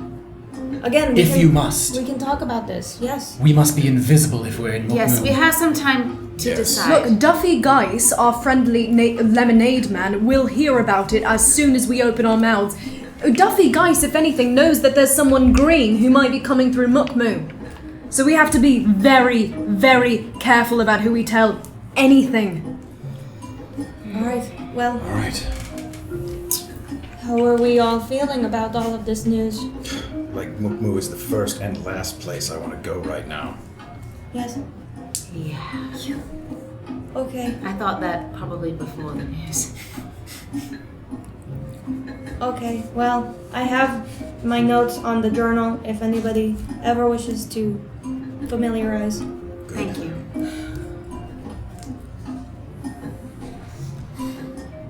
Do you have anything else you want to share with us? You two. Oh yes, anything else you guys discovered? A painting of Well, I mean, I can. And Safira kind of pulls it out of her Sure. chest and like. If you unroll it, It's been there for 2 days. Yeah, it's been there. Yeah, I Wet just and never. soggy and sweaty. I mean, That's it's nasty. smeared It's- considerably, and it mostly from when you smells were terrible. when you were going to the river. But I kind of. I mean, obviously, it's not in prime condition, but. It's, What was it of? It was Grimari with a blonde orc. Half orc. Really? Oh yeah. And we were not 100% sure who he is. Does that mean anything to anyone? That doesn't. Well, It didn't mean Shade. anything to Jim. Safira kind of It was- grumbles and rolls it up, realizing It was hidden in the silo we spoke of, and Yes.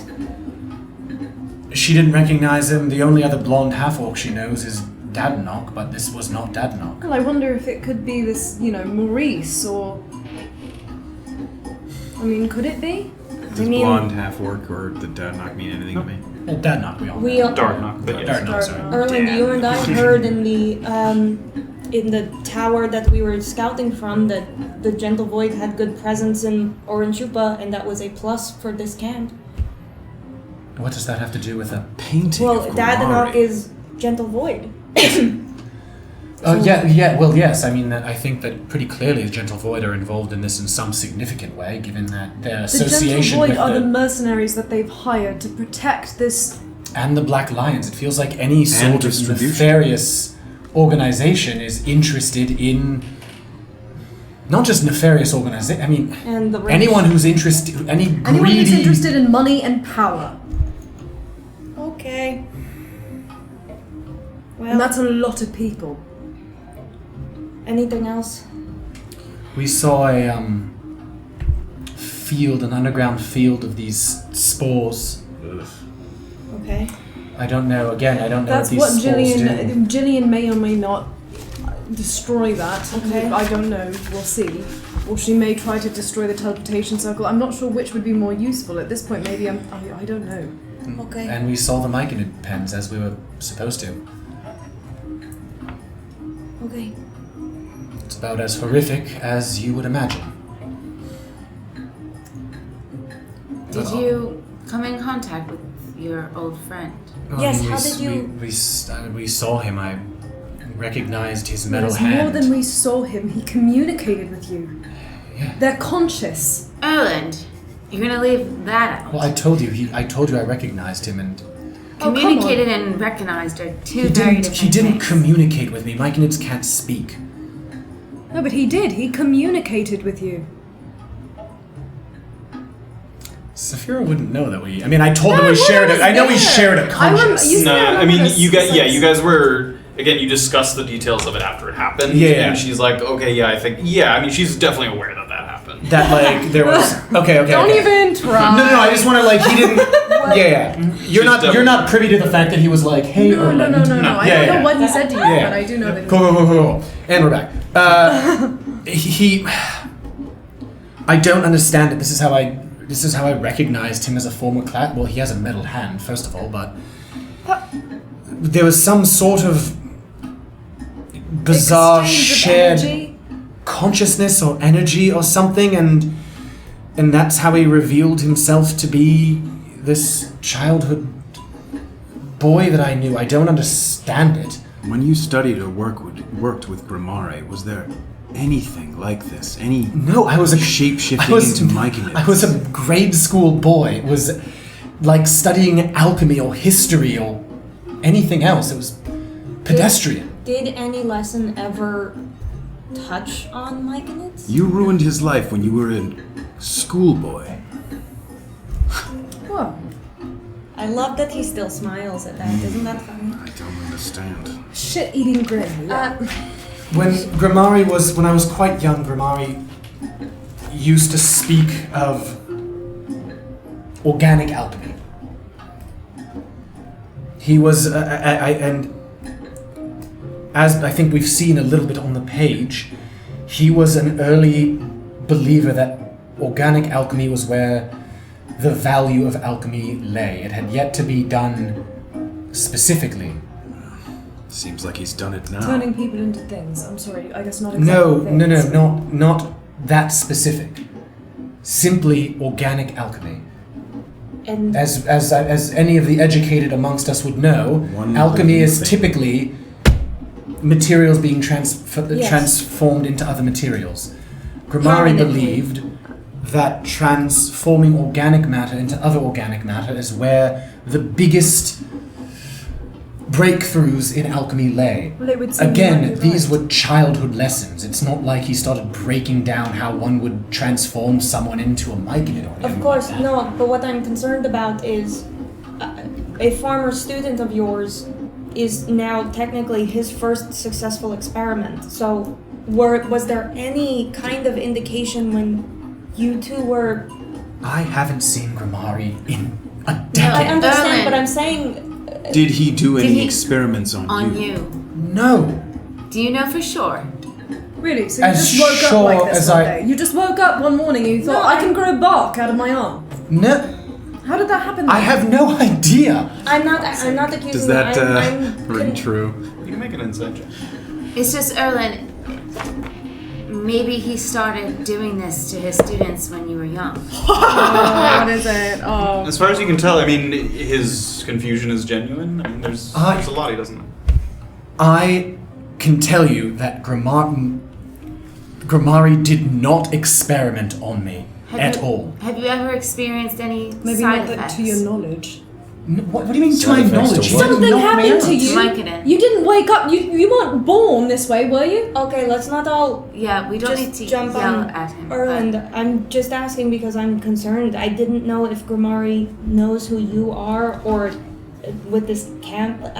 I have, as far as I know, the day I met you and you was the first day that I had thought of Grimari in a very long time, and it was simply because his stupid book was etched into the wall. Okay. I just And of wanted- course I was curious about that. That seems like an awful coincidence, so I pursued it. Of course I didn't know that he... How could I possibly have inferred from an etching on the wall that he was organizing organic alchemy, writing in journals, visiting other We're people? not saying that one's you're his accusing accomplice, you of Erland. that. We're just saying we're looking out for you. Maybe he did something without you knowing. As far as I know, I've never been knocked unconscious until recently. Okay, alright. That's fine. It's okay. We'll take that as the answer. It's getting rather late anyways. Should we, Sleep. yes. Who wants to do first watch? I'll do it.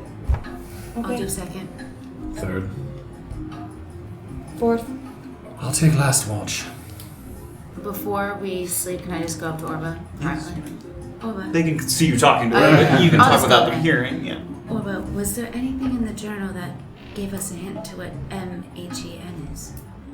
No, I've been racking my brain as well. My theory is that it's Mukmu, but I don't know. The HEN is keeps me up at night sometimes. MHGN? M-H-E-N. What is this? You're not hearing this. so- Oh, I thought we could see and hear them because we're You like can see right that there. they're talking, but Is this she something pulled her we should aside. share with the others? I guess. I forgot about that. That's good that you brought that up. Maybe know. they know. Well, we found a note classifying some of the transportation circles, right? Teleportation circles. That's okay. I said it wrong at first. That's why everyone says it wrong. It's because I said it wrong originally. Whoops. We figured out two of them. One's out of service and one's the one in progress, but another one is labeled M-HEN. Every beginning initial before the dash seems to refer to the city it is in, because there are some that are UC, so Ernchupa.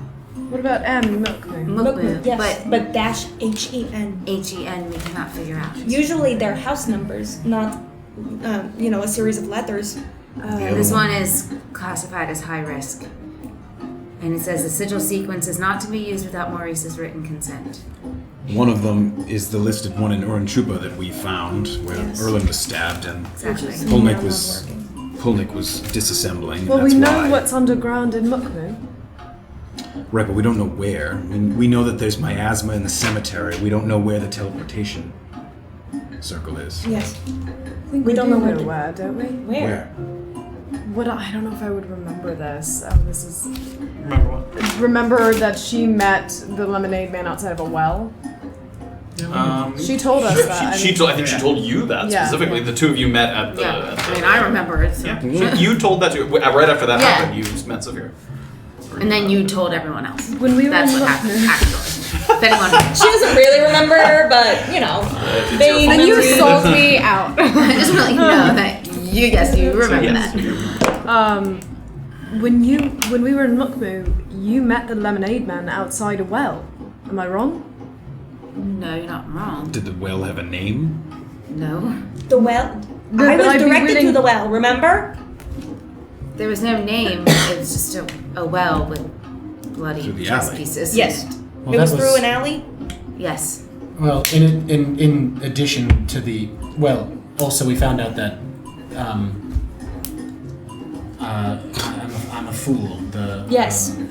Lufan. That I was basically being sent now to the lemonade man's lair. That's it. It is fortunate that you did not go. Yes, it's fortunate that I did not listen to the two of you. Yes. Okay. Well, HEN. I'd be willing to Erland. bet that we can find. I mean, I'd be willing to bet if you jump down that well, whether or not it's directly underneath it, I bet you could find a way to where that teleportation circle is. I bet you anything. I don't know, Safira. He seemed to throw just many things down there, and it seemed plausible to try and pick them up. So, How does this play in? We know that there's some sort of distributing position that's up for grabs right now in Mukmu. A smaller position, yes. The lemonade man is head. So the lemonade man is looking for an assistant. So the tackle shack and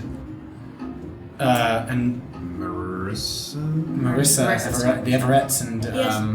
I'm trying to remember if Yvonne? only Beezy heard the Quentin Fenn trying to buy the tackle shack thing, or if we're all there. I'll leave it out. Whatever. We all know that. We all know that? Yeah, because we told Skens not to put it up for sale. Oh, great. All of that. Is that under? Do we Do think they the have? What's that? You think the tackle shack was renamed something significant of HEN? No, well, I don't know. It's destroyed now. I mean, what I'm trying to destroyed? The tackle shack's flooded pretty significantly. End off limits. The But- bunker is. The bunker, but I suppose all I'm saying is that are the Everetts is the tackle shack tied directly to the camp, or are they simply operating under the auspices of the Lemonade Man, this Duffy? There's nothing about any of these other people in the. Well, there was something underground there too. Am I wrong? I mean, I'm not Yeah, sure. well, yes, an area to store. In theory, We didn't find a teleportation circle there though, and I think we would have. It's also quite far from pumping gas into the city. I would imagine the pocket with the teleportation circle is also the same location that they are pumping the And gas I would from. imagine it's fairly centralized because I think they want maximum spread. Tackle Shack was pretty far away from. Yeah. I mean, Yeah, it was within outside. Yeah, a couple hours ride. Okay. well, something to sleep on then.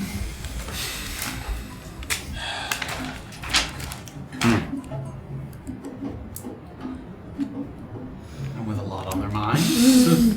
Everybody, go ahead and give me your perception checks, everybody, for. Could I, without threatening my rest, stay up a half hour past these guys' bedtimes Stay. to talk to her? To overlap with Beezaura. Yes. In like a few minutes. Okay. Yeah. Yeah. I wanted to do the same thing. Oh gosh. Well, we'll go in order then. All of us. Who was first watch? Right down. I was Safira. first Okay. watch. Fucking. No, it was me. It was me. It was I Here's first Then watch. me. Oh, sorry. And then who's next? It was me. Beezaura. And you wanted to talk to Beezaura. No. to Erland. Well, Erland's at the end. Oh, how would I I do thought that? You don't have an We're not next to overlapping each watch. other. Watch there wise. Yeah. Okay. Wake up early. Yeah. Wait. Okay, never mind. I can't talk to her. What I was gonna do man. is during I my thought she was watch. first, is why I I asked. wanted to be talked to. I was gonna during my watch. I was gonna wake him up. My to talk to perception's him for really like bad, 5 minutes. so- Or can I do that or It will threaten the the rest. rest? Okay. Okay. I mean, To like have yes. There's like a little overlap on each Secrets end. are no fun. Let me get some fucking rest. There's a little overlap on each end of the rest, but you can't constantly wake each other. Wow. Fine. He Fine. is a little sleepy. And What were the perception checks? for everybody? 18. 12. Suck a nut. Natural 20. Woo. 7. 6. And Safira, I think, was the only 12. 12. 18. Great. Okay, great. So, was there anyone who has an overlapping that would like to have a short conversation? Who's right before me? I'm 3. I'm right before you. Ugh. That smells trouble. Are you? What are you? I'm number 1, 2, 3, 4, 5. Yeah. So Orba's right. I wake up Orba. Yes. Okay, I'm gonna have very quick. Everyone. Says the guy who didn't want to have a Yeah, conversation. I'm Secrets, super secrets, I quick. need sleep. Yes, you may have a very brief conversation. Okay. I'm just gonna jostle you. I just want to apologize. For what? Putting us both in danger again. I was just gonna give you a big hug here. I've got your back, Graven. Good night. Is there anything else? Yeah, when Orba wakes me up. I'm never waking you up. just doesn't wake up. Don't get a long rest. Yeah, It's not worth it. How before you rest up, how detailed are your notes? Did you read the whole journal? Did you? I copied maybe 40%. Would you like to see it? So there's 60% that's not in there. It was mostly flavor that I left out. So you only risked your life for 4 Did it Yes. say anything about? Stupid. Is there anything you didn't relay to us about?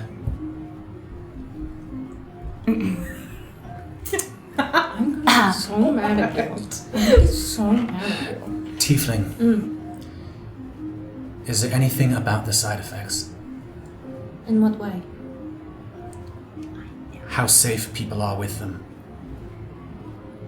Unless you're exposed to the miasma, it doesn't mention All right. Worried about my friend Anson and Valcloth. I would let Melody know. it. Erland. Magic always has a source.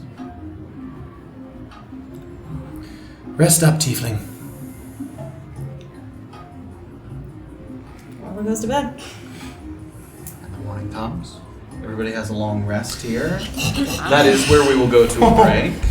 Jesus. As everybody rests up for the night. A little bit of cross-examination into where Yeah. everybody's been. Good summary, Jordan. Nice and summarized. I didn't want to discourage you from doing it as Orba. I didn't know if you would rather hit the bullet points easier, as No, that Um, seems like cheating. I will give you guys the circled portions that Orba transcribed, so I'll send those to you, so you guys That's know. nice. Thanks. And once again, if anyone joined a little bit later, there is a recap of the journals and sort of what they mean on Instagram, on the Tabletop Notch Instagram.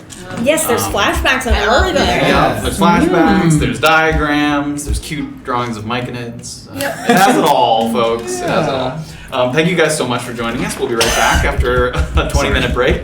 Yeah. Grab something to eat, clean up, and then we'll dive back into it. Yeah, I'll. Sorry, but we were a little knee deep and stuff. I'll go through if anybody subbed or anything. I'm The real sorry. Matt Ryan. Real Matt Ryan subbed? Thanks, bud. The back of the Atlanta Falcons? What's that? Yeah, him. Oh yeah, there we go. Thanks, Atlanta Welcome, Falcons, thanks. for supporting our Welcome. stream. Thank you. That's very kind. Appreciate it. Awesome. Thank you guys so much. We will be back after 20, and we'll dive back into it. We'll see you guys then. Yay.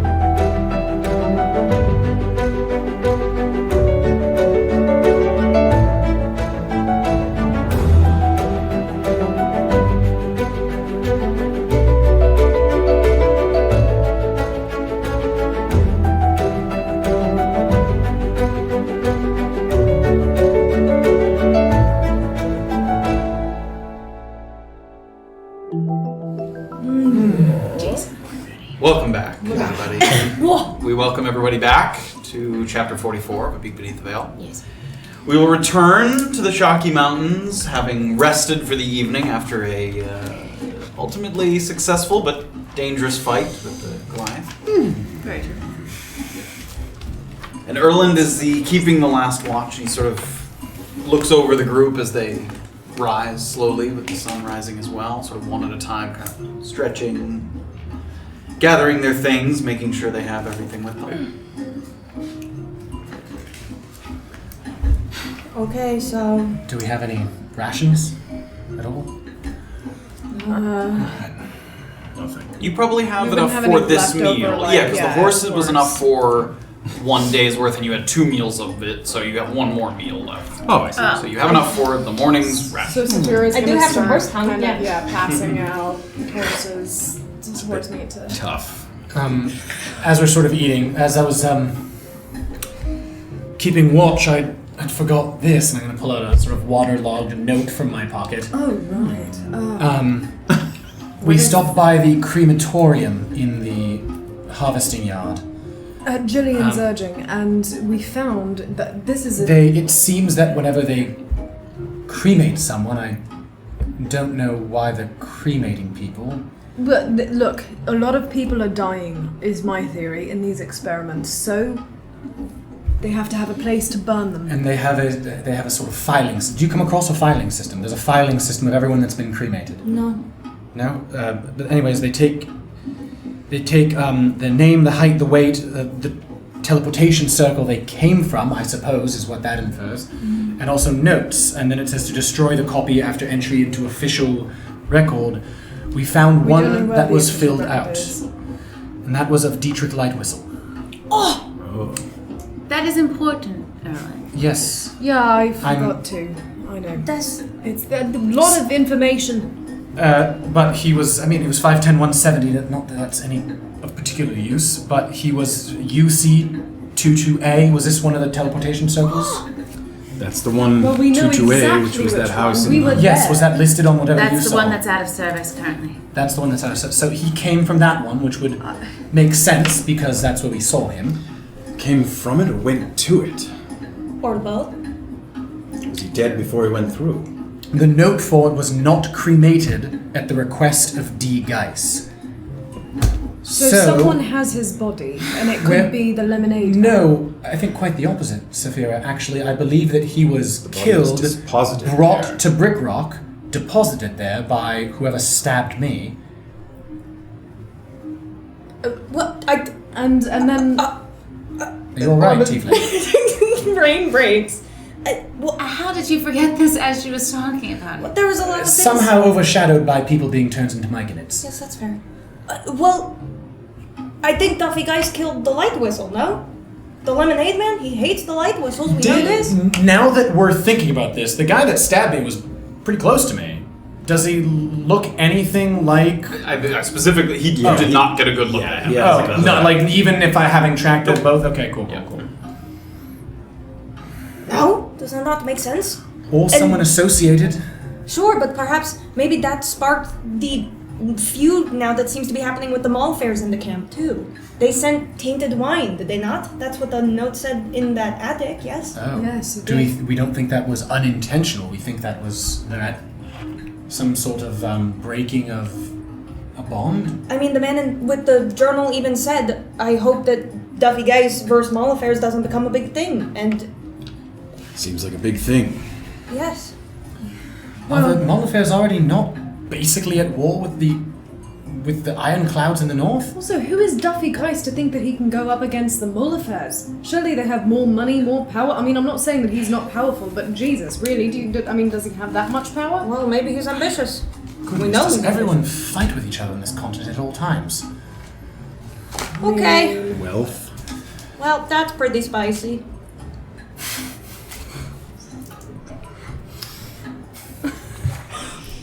Anything else that we remembered in our snoozes? No? Who's walking first? Beezaura and I spent most of our time in the in that laboratory area. Yes, did you find anything really of note? Not really much of. Little evidence of the spores and probably what they were using the quartz for. More extract than concentrate, I would imagine. Okay. Alright. Who is communicating with us? I don't know. Wasn't it No, I mean, Martin Bishop? no, I don't think so. No, like we received the decoding sheet for the grimoire at the Dancing Clams. I don't know. Maybe it's Grimari. Or You don't like that idea, do you? I wish to put in an argument that maybe Winston Muldoon is not our enemy here. I know. I've been thinking that myself, Goliath. Well, no, she's right. She's absolutely right. I mean, Winston Muldoon, if anything, he's gone out of his way to sabotage the Mull affairs. I don't know what he was doing at Brickrock. He's a former operative, yes? Yes, and he was recommended by Josco to Grimari to seek asylum. I understand. I would counter and say that as somebody on the other side of the Mull affairs, maybe he is in with Geis. Doesn't mean that he's on our side. Maybe he's in with God. I think I'm just saying. we should assume that no one is on our side other than Jillian. And to each other. Sure. And Gillian is on her own side. Sure, but for the moment, I think we assume that everyone is against us until they can prove otherwise.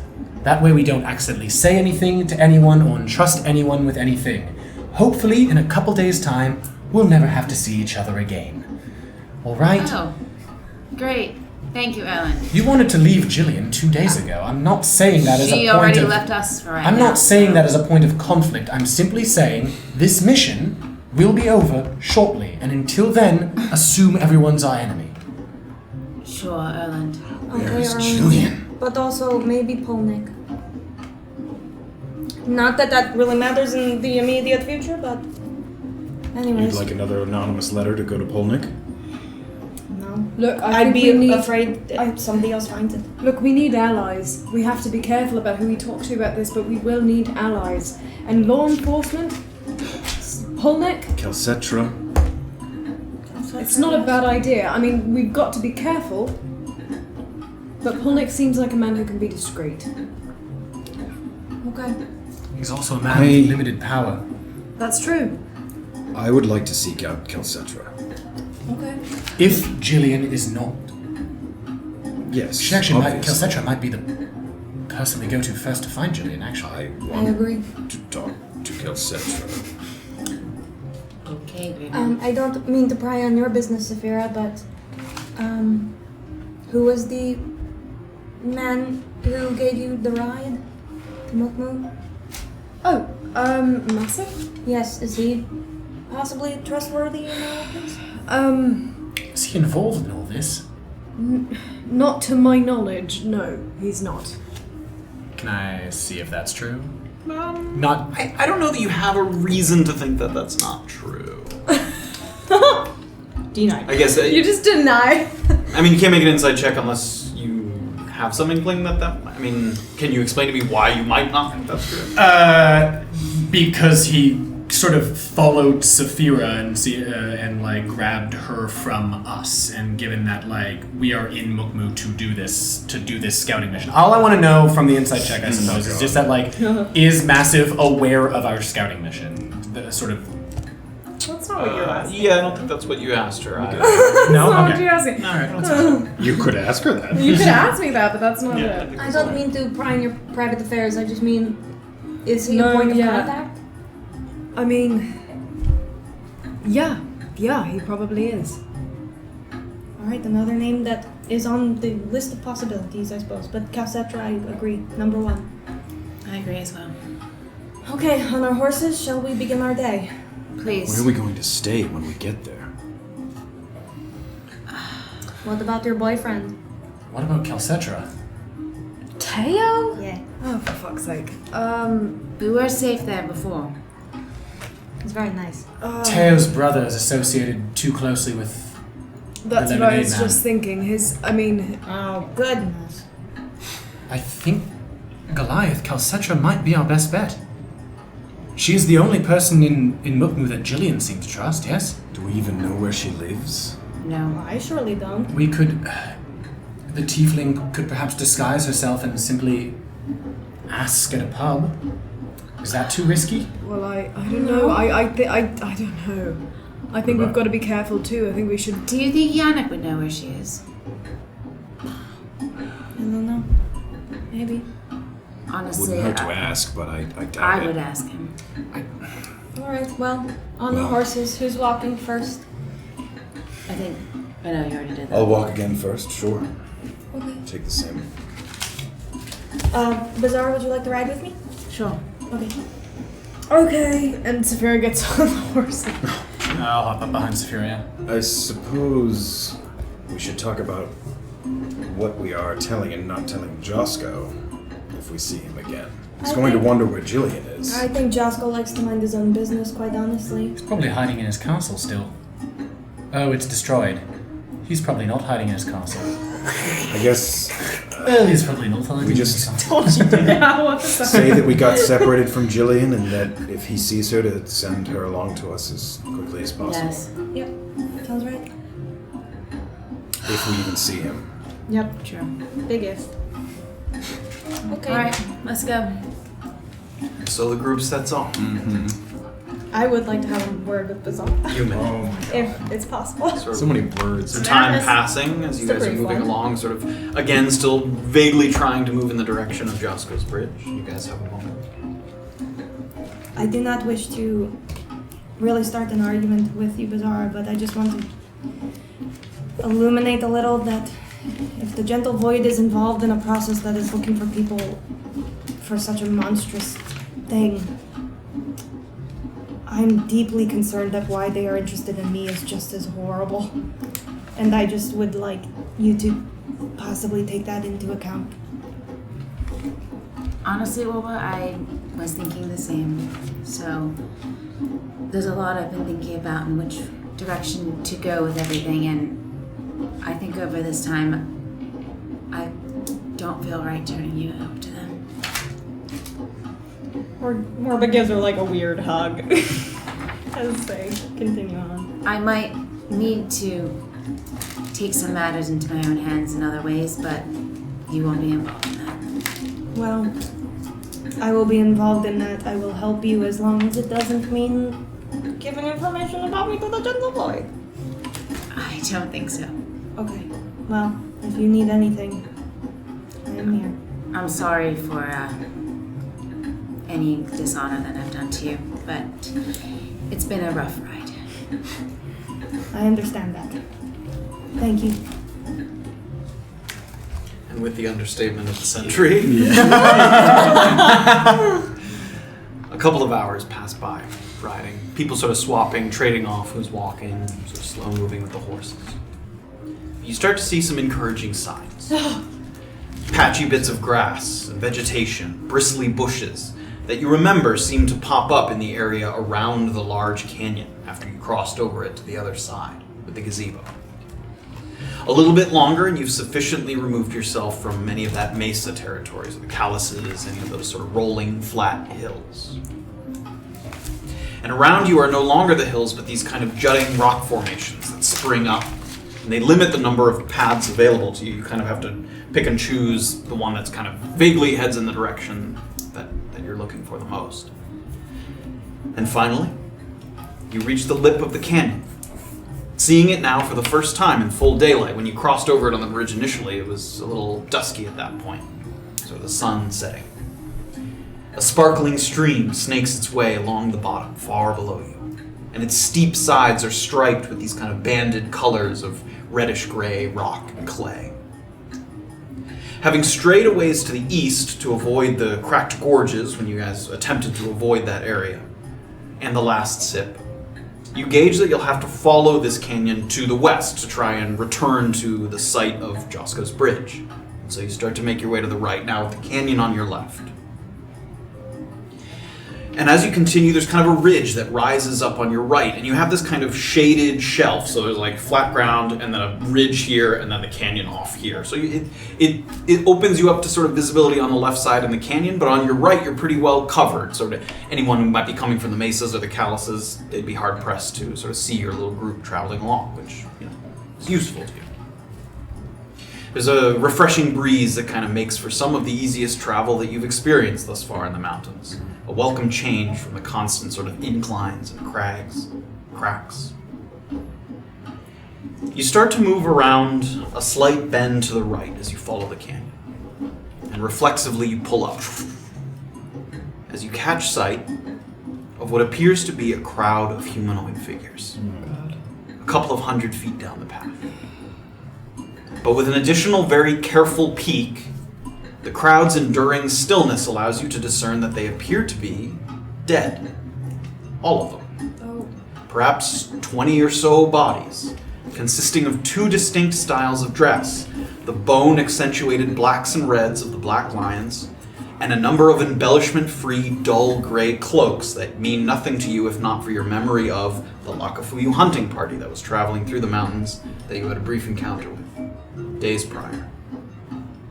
Some kind of skirmish took place here, and your only clue as to who the victor might have been is a tall central totem that looks to be constructed of sticks and stones and flesh and bones. A gnarly effigy that has the stench of necromancy about it. Jutting out of the central column are these long bits of bone that kind of spiral up, and it gives it kind of a twisted spine appearance. And sitting on top is a skeletal torso with its ribcage wrapped around some kind of pole or spear. It looks very similar to the ones that Safira saw up in the treetops back near Lake Volcan.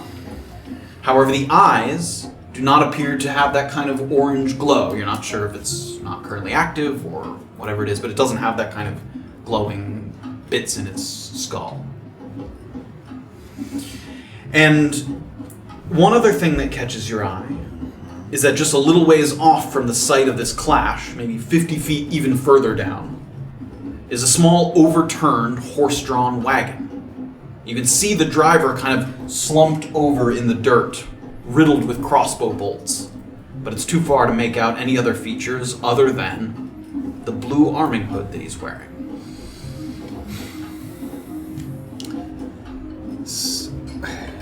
How far You're about 100 feet from the skirmish, and then maybe another 50 feet is that wagon. And we still don't see what we recognize as being opposite of Josco's. Not yet. You can't see the posts where the gazebo sort of floated between. No, you can't see that. But we are on we're on a road, we're on a path. It's not a man-made road, but it's a flat area of ground. Okay. Yeah.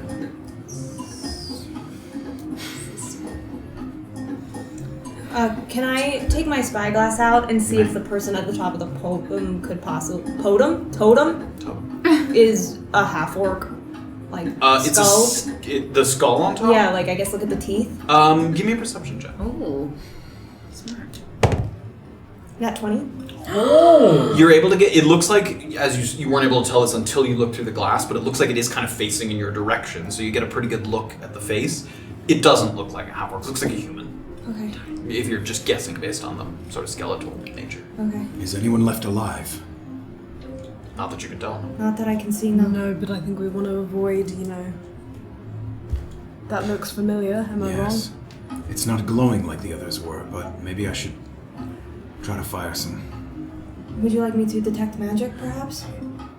That might be a smart first we move. might not want to make ourselves known. Is there anyone sort of not focusing on where all the dead bodies are, but sort of looking around the landscape? Is there any sign of life? Not that you can see. Okay. And again, there is, on your right is that kind of high ridge, but you don't see anyone up there or yeah. anything yet. So we probably don't want to alert any survivors of our presence. Just proceed. Any survivors? Cautiously. Do you see any survivors? I don't, but his light is very bright. That's true. And if there's anyone in the area, I suppose. We should examine the carriage, though, no? Yes. Yes. Weapons out, though. Yeah. How far are we from the carriage? 150 feet, so it's 100 feet to kind of the totem and where the bodies are, and then another 50 feet-ish. About. Everyone stay close, but stay back a little bit. And I'm gonna go till I'm so there's 20 feet in between the totem and the Like 50 carriage? feet. It's 100 feet to the totem and then another 50 feet to the carriage, approximately. I'm going to see if there's any traps anywhere Okay. in and among the carriage and the totem. get, let's say, 60 feet from the totem.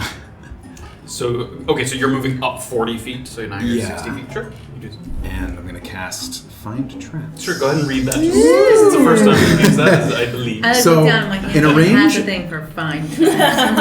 In a range Very specific. of 120 feet. Oh wow.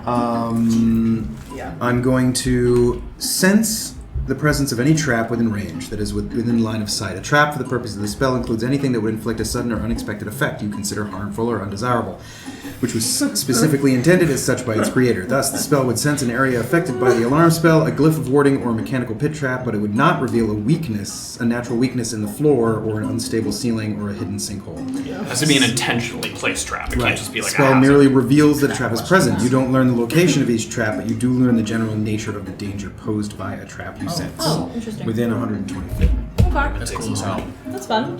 As you start to get closer and you're prepping to cast the spell, you do notice, as now you're getting very close to some of the bodies, they do look like they've been thoroughly scavenged or stripped. I mean, it seems like, obviously, someone survived this encounter, and that, like, you don't see any... And the only weapons that you see appear to be broken ones. There's no sort of undamaged armor or any, like, belongings on any of the people. They do appear... Someone has picked these bodies clean. And as you cast the spell... You don't see anything. No traps. Do you see any traps? No. And that would... I would assume that means that the totem doesn't have... It's not going to trigger Not anything. activated. Yes. Okay. Alright. Yes, it seems that this is just evidence of a fray. Should I try to detect magic anyways? I mean, I'm sure that this has some necromancy to it, but I don't think it poses us any danger. I would say just to be safe, maybe. Quite well rested. Okay. Detect magic. You detect magic. Yes. What's the range on that? It's only like 30 feet, but I think it stays like around me as Okay. I walk. How are you getting within close enough to sort of look at the totem? Yeah, I'll Great. stay like at the edge of it to get closer. Come with her. Sure. You sort of get within 30 feet. The totem does have a faint glow of necromancy about it. Okay. And is it the entire structure or like? Yeah, looks like the whole thing. Okay, well, you were right. There is some kind of necromancy magic. Is the carriage safe to investigate, you two? The same the idea with the carriage, yes. I'd like to see what's in it, too. Oh, so are we trying to? You two, since you're already Yeah. casting your spells. Oh, yes, I will Yes, we volunteer. will take our magic elsewhere.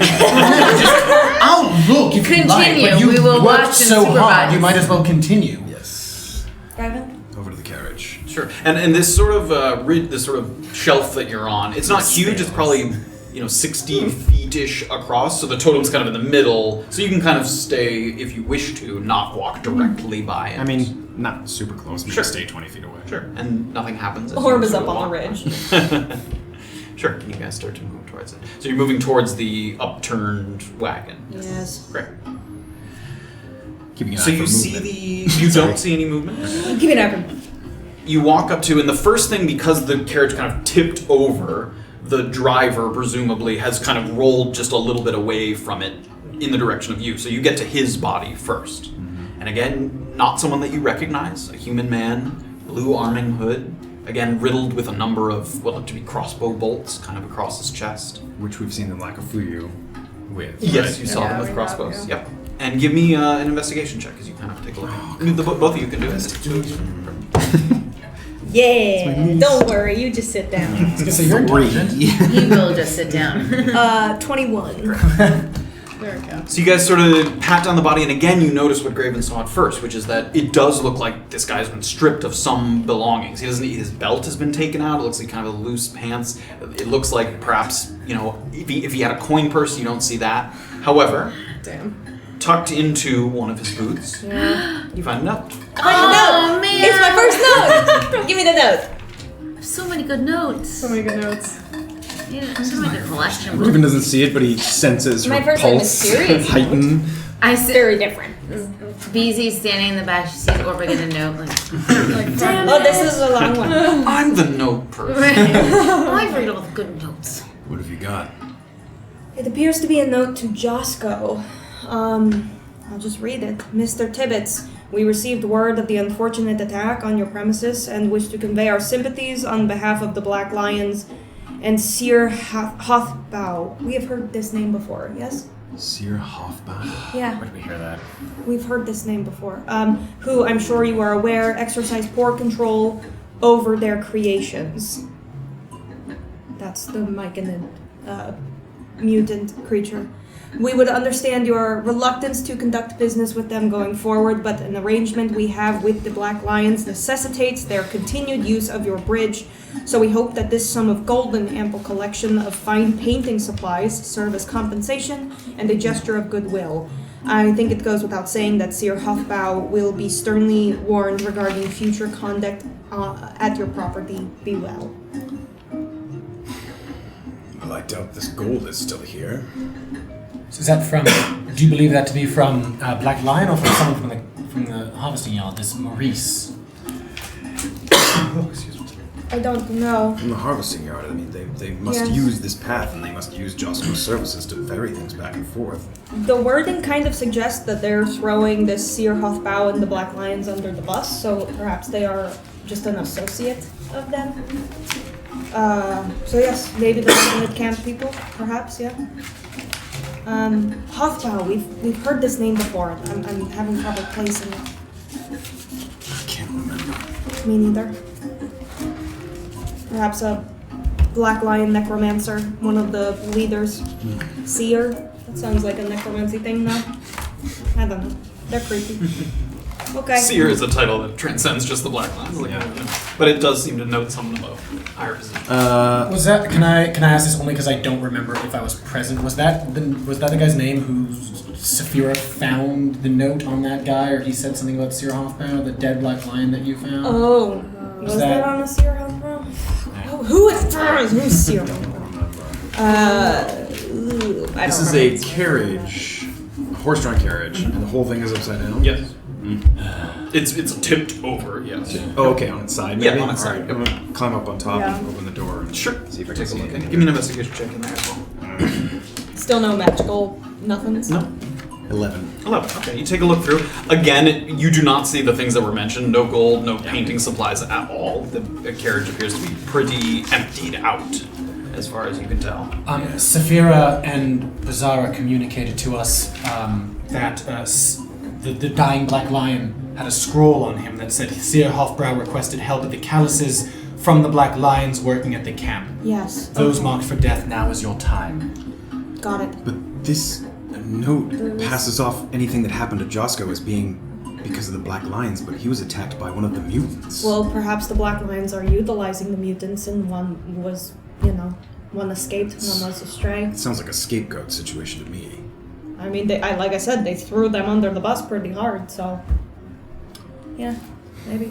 Well, Good luck we'll lying see. to Josco Yeah, Tibbets. We'll see what Josco has to say about this, hopefully. I can't wait to see Josco. It's going to be so nice. I hope so. Me too. Okay.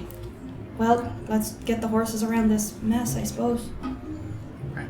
So, as you guys are starting to sort of get your things, Graven, having been closest to the wagon, you hear just a slight rustle. What? And springing up from behind the wagon on the opposite side is someone very similar in appearance to someone that Orba and Beezaura saw. A very thin-limbed person with bones strapped along their arms and legs and sticks woven throughout their hair. And their skin is caked with a reddish clay to blend in somewhat with the surroundings. And she very quickly holds up a bone with a skull on the end of it, and the eyes begin to glow. I need you to give me a what did we do last? Just a straight wisdom check to attempt to disappear, or not disappear. Disappear. Look away. Can I, do I see her also? Graven's the first one. This is happening literally right now. So. Oh my god. Yo. It's a 1. Yeah. Oh! Yeah, it is. I died. And she holds it Why? up right into your face, and you freeze. And Graven is paralyzed. And you hear a muttering, a kind of, and then she disappears. And 6 seconds pass, and she reappears. And Harvesting she's running in the direction of the bone totem, and then she disappears again. Harvesting yard! Harvesting yard! Orba's gonna shout. I need you guys to make initiative rolls. Oh, that's an awful initiative roll. Zombie! That sounds like a trap to me, Matt. Something someone's holding. But the person was the trap. 5. But oh no, Matt's getting out some big guns Wow. here. Well, we got things. Is That's- everybody rolling initiative or just Graven and I? Everybody's rolling initiative. Hold on. Erland, what do we got? 6. I'm guessing that's the totem. Safira, what do we got? The totem. 17. Thank God. I know. BZ, what do we got? 19. Alright. Well, here's the thing. Arrows? Arrows? I actually still have 3 ensnaring arrows. This is the ridge that you guys are moving along. So the carriage we'll say is kind of right on the end over there. Whoa. Never mind. Can't put you there. I'll put you right there. Actually, maybe we'll angle this though. You can actually sit on it. There we go. Oh, very cool. Oh, cool! Look at it! So Orba was kind of right behind Graven, looking at what he was doing. And then Erland, Beezaura, and Safira kind of back along the ridge as you guys moved around with the totem. At least we're close to the totem. That's a bad thing. Yeah, I don't know if we Good thing that we can get I her. actually think we wanna- want to prevent her from being able to make contact with the totem. And the last spot with this invisible, that's the last spot that you saw. Oh, look at her. And just for our reference on this, where did we see her disappear from? Like So she how quickly started is she here. moving? Okay, cool. Disappeared, appeared kind of right there, disappeared again, and Okay, appeared kind of right there. okay. Did anything happen to the totem yet? Nothing's happened to the totem yet. No. Yes. Yeah. I'm just gonna swing around with my eyes down. Oh, that is a dog shit initiative. Yep. We Yeah. did bad. We did bad, guys. Ooh, that is a 22. Of course it is. The black line. And then a 3 for the totem. Oh, it has a turn now, does it? Oh, great. Already? 3? Yes. Great. The black lion's first if you want to just get her going. Right. That sucks. Dumb. Dumb. I rate this as 0 out of 10. So you see her disappear once more, and all of you are trying to kind of track what's going on. A couple of you see Graven, who is paralyzed. My friend! I don't know if We I have can to fit pose. it. And really pissed off. And you wait for a moment, and you kind of look around, sort of trying to track your target, and she appears again. Oh boy. How many turns does this bitch get? Yeah. Well, a couple of it. I know, I'm kidding. In the surprise round. And you see her reach out and place a hand on the totem No, That ain't I good. don't. and mutter something. That ain't good. Shut up. And the totem begins to kind of Oh, rattle okay. Yeah. and spring to life almost. And you can hear it kind of a clattering of bones and sticks. And the eyes on the top begin to glow. Can I say something as a second? You can shout something, sure. Keep your eyes down. Yeah. Shout that, yep. And the eyes. Too late. And then I'm going to roll for. She disappears again. And Orba was right. She knows what it is. What? It's the blink spell. Yeah, I You're know. familiar with this. Yeah. How many can you cast at over number? That I don't know off the top of my head. It lasts for a duration, Oh. and at the end of each turn, you have a chance of being able to disappear. Cool. Who have we got after that? After her, it's BZ. Okay. I don't even know where to start. I can't see her. She's nowhere to be found. She is You know the last spot she was. That's what that marker is. But yes, you do not know where she is. So you can't target an invisible creature. What is the You totem? can attempt to. Okay. What's the totem made of? Bones, sticks, rocks. Yep. Oh. Bits of flesh. But blinking also isn't like invisibility. She like enters a different plane. Oh, so you can't like. There she is. No, she literally like blinks out of existence and reappears. Hate that. Okay, so much. I don't know what I'm dealing with. It's like, just don't. But the only thing I can think of to do is just go up and try to hit the totem. Yeah. You start to make a run for it. Now, Thing. the glowing eyes are at the With top my of head the down. totem. You're gonna have to make your attack with disadvantage as you attempt to Fine. look away while you strike the totem. That's what I said I was gonna do. Come on, BB. Come on. It's a stationary object, so like. 16. That hits. There we Nice. go. Wow. Bonk it real good. Biggie bonk. 7. 7 damage. Great. Yeah. And you see it you see the ball of the flail about to connect with the pillar. And it seems like with the bit of magic that she's infused into it, you see kind of a little flash of light and there's kind of a and the ball of the flail almost bounces off of it. And you see a little crack in it. It doesn't look like you failed to do any sort of damage, but whatever magic is surrounding it is stopping physical objects from sort of fully penetrating the barrier. Would we be able to tell, having seen silvered weapons hit like ethereal sort of magic, would we be able to assume whether or not we would need silver in order to do what that did? She has a silvered flail. I know, but would we like? I know that like that had a certain look to it when silver hit ethereal objects. Did that have that similar look? It looked like, yes, we'll say it looked like possibly the only reason it even connected at all was the fact that she had a silvered weapon. Shit. But I paid for that. You have them. That was you were worth mad. the investment. Yeah, I guess I did pay for it. Who's next? Safira.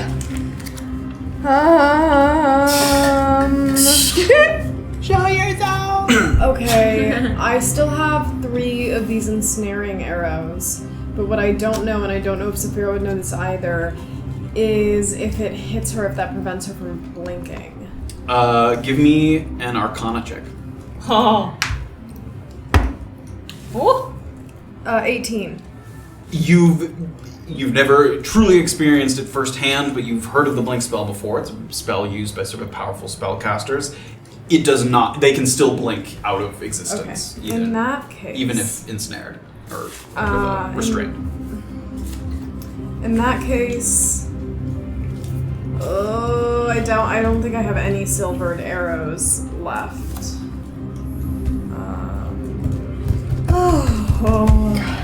I am going to aim with my woof. Your wolf. Your wolf bow.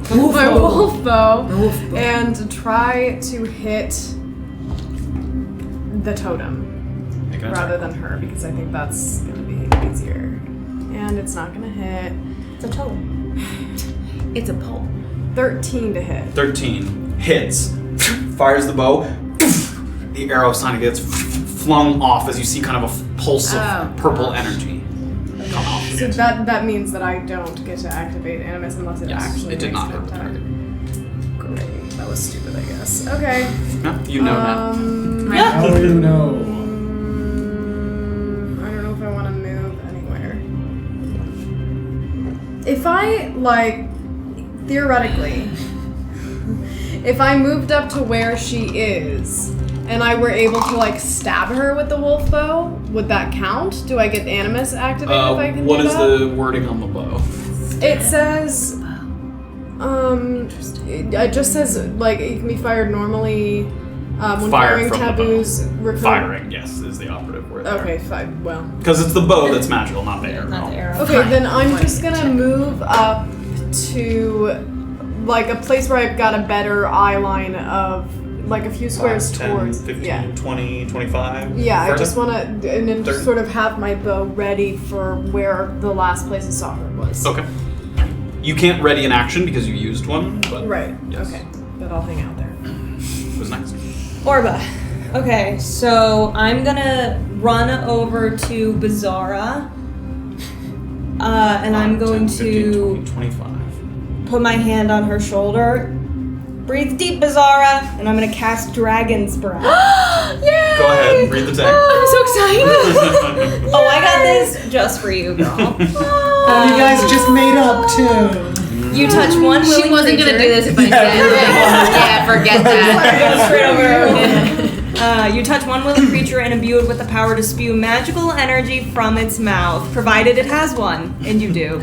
Choose acid, cold, fire, lightning, or poison. Do I choose? You choose. I choose yes. for her. Until the spell ends, the creature can use an action to exhale energy of the chosen type in a 15-foot cone. Each creature in that area must make a dexterity saving throw or take 3d6 damage, or half on a successful save. Do you want to hang on to this so you can read it? How long is it? It's for up to a minute. Oh my gosh. 10 rounds. Yes. And you have to pick the type. Correct. Right now. Yes. Yeah, you have to pick it before. Immediately. As an educated wizard, when I know what best combats necromancy, Yes, radiant damage. I don't have that. Meh. Okay. No. How about What's the some second best? Yeah. You would know that there is no second. Totem's made of wood? Bones. So- Oh, bones. Also bones and dirt. Also Okay. organic matter, which Yeah. is very difficult to burn. Is it? Yes. Human bones, If it's yes. jewels. That makes me sound like a psychopath, but yeah, I took a forensic It Guys, does have make you you ever sound tried like to a burn Guys, idiots? I've been trying to What do we set do? some bones on fire. Let's try acid damage. Cool. Come on. Spews acid. Come for it. on. That's also a bonus action, and that's a To level- cast that. Yes. Oh, so sure. I'm going to also hold an action. I'm gonna hold. I'm gonna Hold hold. stab a bitch. There we go. That's what I'm holding right now. At a level 2. At a level 2. Level 2 stab with it. Yeah, I think I'm just gonna hold Ray of Frost for when she blinks back. Okay. Do I know if when they blink back they? Blink back. No, they blink at a different spot. You Wherever, dummy, or else yeah. it's okay. It'd be They don't nice have if you to. would blink back. Yeah, I'm gonna hold Ray of Frost for if I see her. As long as you have line of sight and it's within range, you have the held Great. action for Ray of Frost. Perfect. I'm done. Great. Erland. Would I know that someone who is paralyzed, would I know if it would need to be piercing damage or if I could just take a swing at him? Because you guys don't know the nature of that would differ depending on the spell that paralyzed them. Okay. So I don't think you know that. Okay, But cool. You know for a fact that piercing damage works. You don't know for sure if other types of damage work. Cool. Cool. Oh, I hate that so much. I'm gonna. So stupid. I'm going to then. It's gonna waste an action eventually, but I'm gonna. I think it's 35 feet to get to Graven. I'm gonna take out a dart and just try and get him right in the. The butt cheeks? In the butt cheeks. Yeah, I'm gonna go right in the butt, meaty part of the butt. Give me an attack with advantage, That's what I should have and shot my arrow we'll also at. take the AC off Graven. your shield as well because It's, you're not you know, like listen. wielding the So shield. I think Okay. that's With That's how we advantage. It's 2 for the shield, so minus 2. Yep. Oh my God! Did you? So that's an improvised weapon because I'm stabbing with the dart. Are you gonna miss Or I that? guess, can I? If I'm Miss close, with can the I just sort of little give it a throw? Or You could if it's with the melee, it's with disadvantage, but you can do it from there. Yeah. Okay, great. So yeah, great. So Sure, that's you just throw it 13 to hit. misses. You can't Everyone hit tries to anything throw it with and a it kind dart. of just gets by Graven. You're on Broadside of a Goliath, you can't hit with a dart. Yeah. Grim just sees a dart go by him. You are. Okay. You can't even see what's behind you. You just see a dart like roll. You're never gonna see anything. You're never gonna hit anything with the dart. You're All never gonna right. Sorry, buddy. I hope this doesn't do anything to you. But then, having missed with the dart, I'm gonna just sort of. Kick me in the ass. I'm just gonna. Yeah, I'm gonna kick him in the butt Okay, so using you my. use another I'm 5 gonna. feet. Yes. So using my extra unarmed strike. Sure. He really wants to get your butt. With advantage because it's paralyzed. Oh my god. I'm gonna hit you. Oh my god! Wow. That's 12 to This hit. doof is just taking so swings. it's not that you don't connect, but Graven's sort of scale mail armor is sort of running down his back, and you go up and try and and you feel your foot just hit the chain, and you're not able to get through it in a way that. Wow. That was the dumbest. You feel like a light kick in the butt a little bit. Is that the worst turn in tabletop match history? You have 5 feet of movement. I've had a few. I'll take 5 feet of movement, just so I'm a little bit further away from To stand It doesn't on work top out. of you. When we can't just give a bonk. We're all useless. Give a bump. That sucked. Are you done? Can I pick up my dart? Is it right there? Sure. I thought you were going to Yes. say, can I pick up my pride? No, Please that's been gather lost. my Yep, pride. that's been lost. That went over the cliff. Alright, so I think it's my turn. It's my very dumb turn. There's nothing you can do. I can't even make a saving throw. You get to or make a anything? save at the end of your turn. Okay, Yep. okay. Okay, well, What kind of save? Wisdom save. Who's got a different die for the different saving throws? Right. 13. 13. Ooh, let me check. That's close. come on. Give me 1 second. Forgot to look up their save.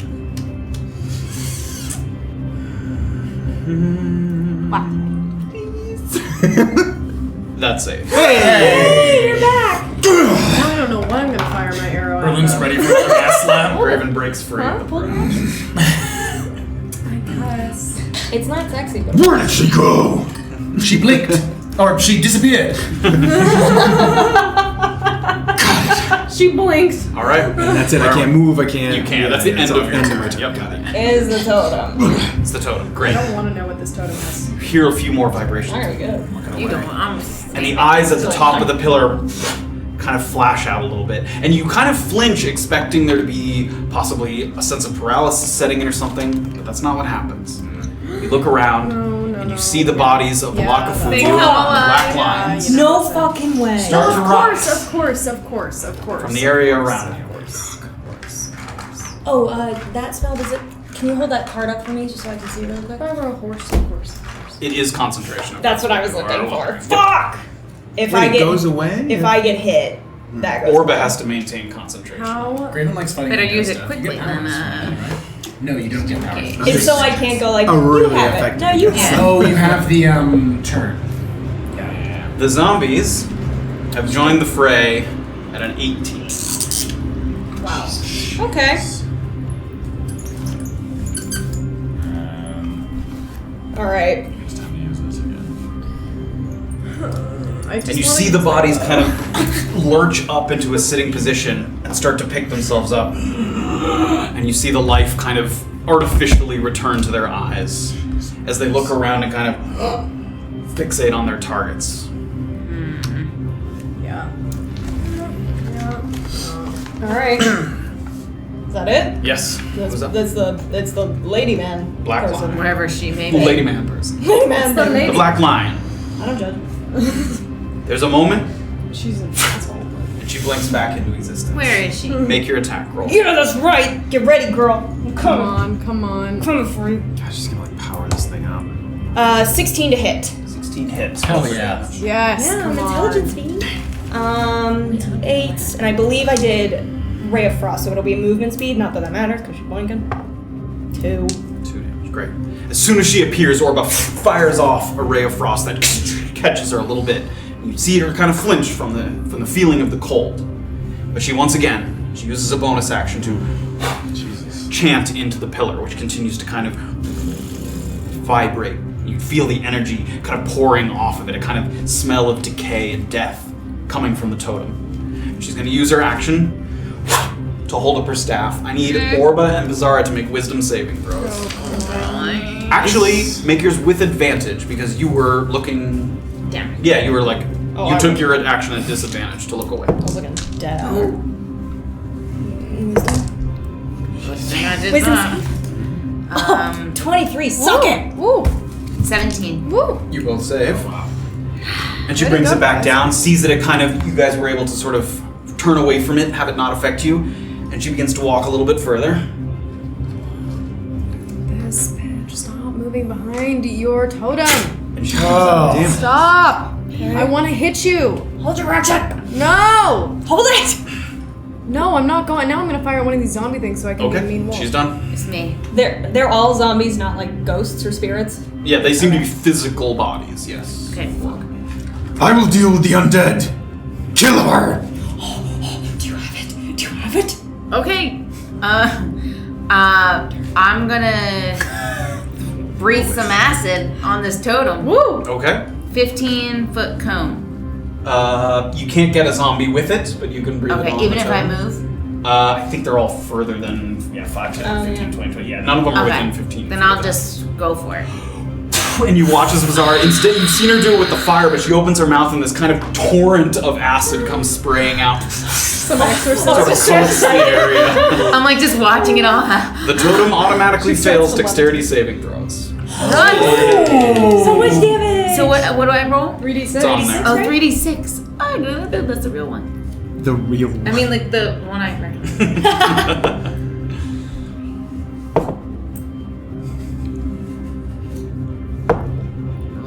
9. 9 acid damage. Hell yeah. Pretty good. You spray it everywhere, and you can see the green kind of goo sticking to the surfaces and spraying I'm around fully the ground. green. And again, as this happens, you don't see that kind of purple pulse that seems to be repelling sort of weapons of a physical or non-magical nature. It seems to sort of spray onto the pillar itself. Yeah, that's right. Yes.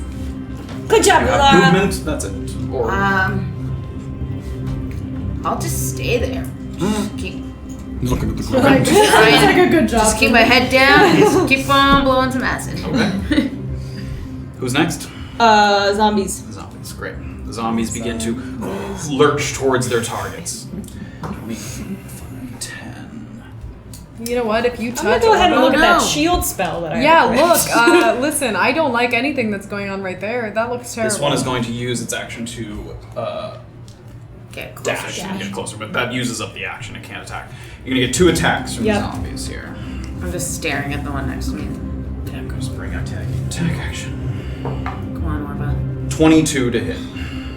Oh my god. That's one of them. The other one is that's a natural 1. So one of them kind of lurches forward, and Orba dodges out of the way, but the other she sort of backs up into the other one, and she bumps into it, and it hits you with its elbow as it kind of throws down its fist. You take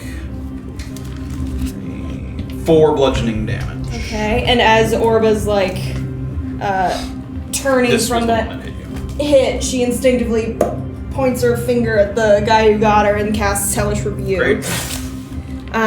So creature dex save throw.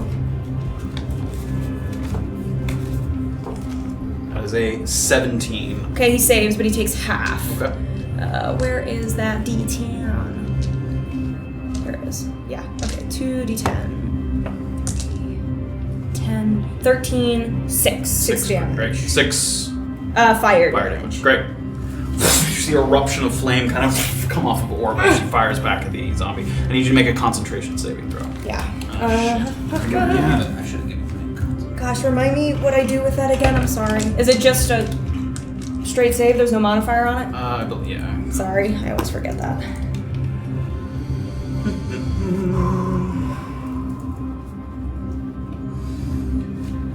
Yes, maintain with concentration. Taking damage, you need to make a Constitution saving throw, and the DC is either 10 or half the damage you take, whichever is greater. So it's going to be 10. So you need to beat 10. Okay, I Easy guess I peasy. kind of understood that. Jesus Christ. That's a 9, and then what? Then you fail. Oh. It was a saving throw, so you add your Constitution saving throw. It's still 9. So you lose your concentration. Okay. And, So or I Beezaura can feel kind of the magic dissipate from her. Well, that was fun. He cast again. Hold on to that. Okay. The zombies have gone. Okay, it's me. Okay, I'm gonna try to fire at one of these zombies with the wolf bow, and hopefully I will hit something. Pick one for me. This is the one that was hellish rebuked by Orba. The other 2 were Oh all yeah, already did. I'm gonna do that one then. Okay. Are you Stop rolling that die. to hit? That What? hits. Oh! Zombies are very. Yes! I did not think that was gonna hit. They're I not can't very, believe thick. how badly I've been rolling. Because you're I wonder if you roll anything other than a natural 1. Okay, I'm not even ready to roll for the damage. Okay, 1d6. She just assumed she wasn't. Yeah. I saw the 3 and I was like, whoa. I think it's Plus clauses, literally impossible Yeah, no, for it you is. to miss a zombie. Dex. Oh really? Except for a 1. A 1 is an automatic fail, but yes, they have an AC of 8, so she gets So plus they're 7 not- she gets modifier. I guess none of them were wearing armor. No, they were stripped. Like I said, they Oh, were right, stripped they're of all armor that looked functional. 13 total damage 13 with damage. Ah, we. Right? You see the arrow of the longbow kind of sink in. Now, was that the animus bow? Yes. And Yeah, I'm activating it. Activating animus.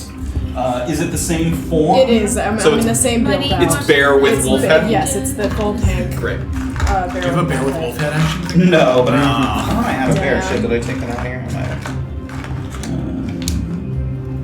I think we took the bear out, so we're just going to use this because it is a large-sized creature. So that is Safira in bear form. Is the token here? Yay! So the arrow sinks in, and you see the eruption of the claws come out, and Safira traveling through the bow and appearing at its side. Now I think it also lets you make another attack, or Yes. oh no, that feature I think is no longer there. Yeah, actually. Oh no. It used to make an attack right as you came out, but I think that is not a part of it anymore. Got nerfed. A time of old. Yeah. Great. So you're in bear form there. Got nerfed. Great. Okay. Okay. Who's next? Oh, it's me. Put the sissy water down. Still Get back in the game. I know. I know. Okay. What are you gonna do?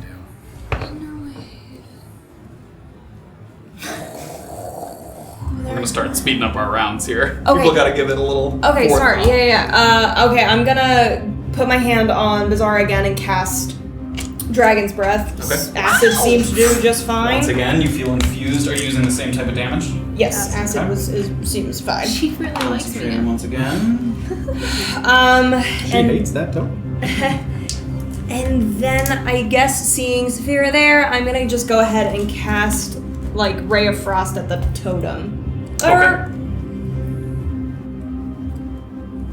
Yeah, I'm gonna cast Ray of Frost at the totem. Doesn't Okay. have an AC, right? So I just. It does have an AC. It just automatically fails saving throws. Oh, sorry about that. Or Okay, dexterity got it. That's a 15 to hit. That hits. Roll for damage. 3 damage. Great. A little blast of cold energy. And again, you don't see that pulse. The magical energy seems to pass through its sort of magical shield essence, whatever it is. Okay, that's it for me. Okay, who's next? It's Erland. Is it an action or bonus action to switch weapons? To put away a weapon does not take an action. To put away and pull out a new one is an action. Great, so putting away my dumb darts, pulling out my quarterstaff. Great. I'm gonna then move 40 feet towards, just directly towards where I last saw the mage 15, lady. 20, 25, 30, 35, 40. Great. And that's my action, and that's my movement. Ooh, that's interesting. No, I don't want to do that yet. That's my turn. Great. Okay, Graven. Ooh. Like that. Running towards the thingamadoo, the totem, but keeping my eyes kind of averted. I said the necromancer is the threat, and I'm gonna bring some light and Helig Eld, and I'm gonna cast Radiance of the Dawn out around me. Okay, first so- show me where you ran to. Do you have Yes. your laser pointer? Sure. So Yeah, I sure. have 20. My eyes. I have 30 feet, Yep. and I want to get to where 5, probably just 10, 15, yeah. 20, 25, 30. You want to go up there? I want to. What's 30 feet away from me over here from there? 5, 10, 15, 20, 25, 30 is there. 5 back. And 30 feet of Constitution saving throws, everything. Okay. Great. So we'll do each of the zombies. This closest one, natural 20. This one, that's a 2. And this one, that is a 13. I'm sorry, say those again. Natural 20, 2, 13 for the zombies. 13 just fucking saves. So only one fails. Okay. Shit. Shoot. 2d10. No, I have another one. Do you want my? Okay. God. 6 on the failed, 3 on the saves of radiant damage. You were saying about them not being a threat? It's there. There's gonna be more in a second, don't worry. It's not like... Yeah. Just, It's true. It's not like It's not this like we're is gonna be your wanting only for opportunity. undead. Is that radiant damage? yeah. 6 and 3. The blast goes out. This one dies, and you see it kind of stagger a little bit and try to maintain its composure, but the radiant energy kind of blasts over it, and it falls down on the ground there. Oh, because he was already. That also does. Is this the turned one where they get turned? No, that's the other one. I wanted to hit the totem. The totem is also within. Yep. So that took takes the 6. What was the saving throw on it? Constitution. Okay, I didn't roll for that one. Oh, I thought it failed also. That's Just dexterity. Just dexterity saves that you know of. It's a 5. I mean, it fails. Yay! So the totem took the full 6. Great. So much. Damn it. All right, that's it. Okay. Great. Totem. Great blast of light comes out, and the zombies reel back from the light. Totem. The totem's up. Great. It vibrates again. The dead zombie Yep. picks itself back up. Yeah. What the And in addition, a couple of other bodies around. Yeah. I thought 3 was a little meager. 6. I knew it was gonna be like, Start to pick themselves up off the ground. those guys are scary. Oh, really? They look the same. I didn't have enough of them. No, I just don't like the pictures of frightening. They sit up at first and then scoop themselves up into a standing position and ready themselves. They're going to be at the same thing as the other zombies. Okay. Where are we? The woman. Right. She blinks back into existence. Someone eat her alive. And once again, sort of bonus action to maintain the totem that she sort of seeps energy into. And then, is anyone close enough?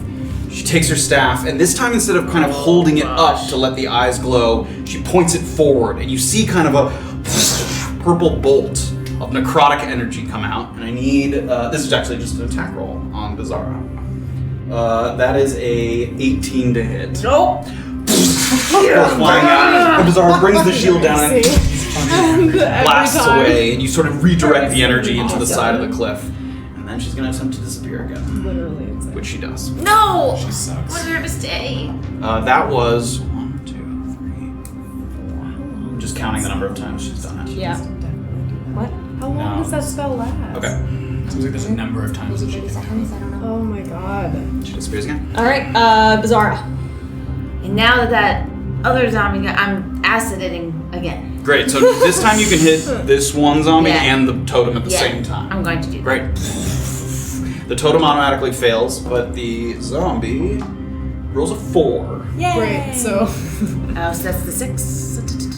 3d6. Come on, come on, come on. Oh no. 7. 7. Great. So the totem takes the full 7, and the zombie takes the full 7 as well.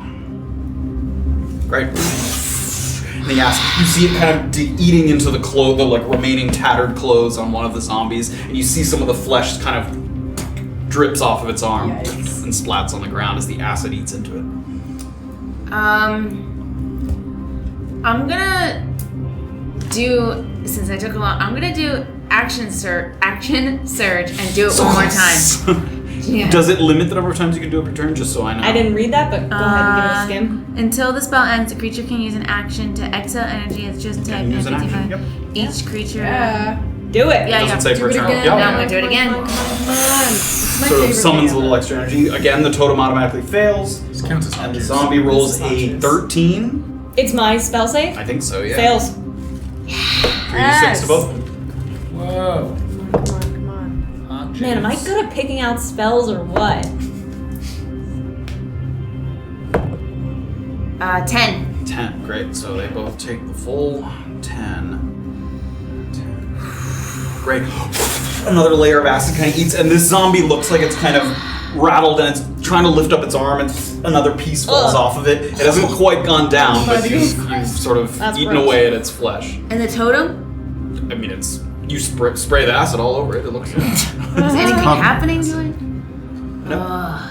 The acid seems to be eating away at the sort of flesh and bone of the totem, but it does not look like it's about to collapse or anything. Okay, that's it. Okay. Alright, zombies. Zombies, great. So these two are going to go for their same target again. On Orba, 2 attacks on Orba. 1 attack on Beezaura. 10, 15. 2 attacks on Beezaura. 10, 15. 1 attack on Graven. So Orba. Yeah.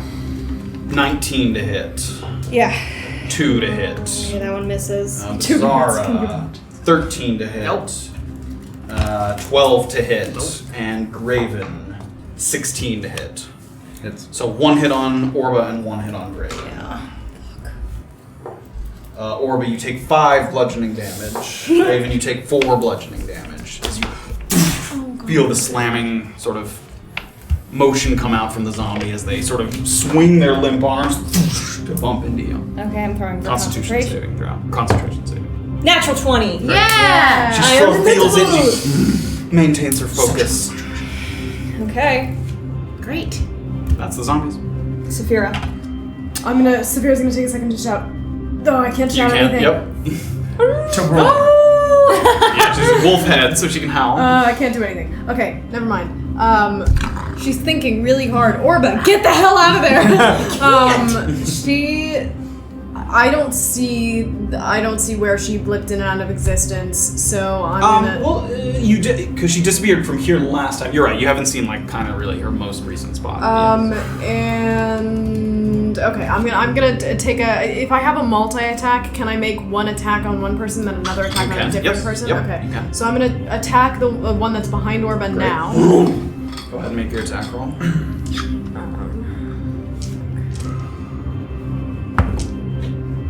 13. And I believe it has advantage. Do you have pack tactics or no? Is that- I do because someone's within 5 feet. Yes. I Orba's do. within 5 feet.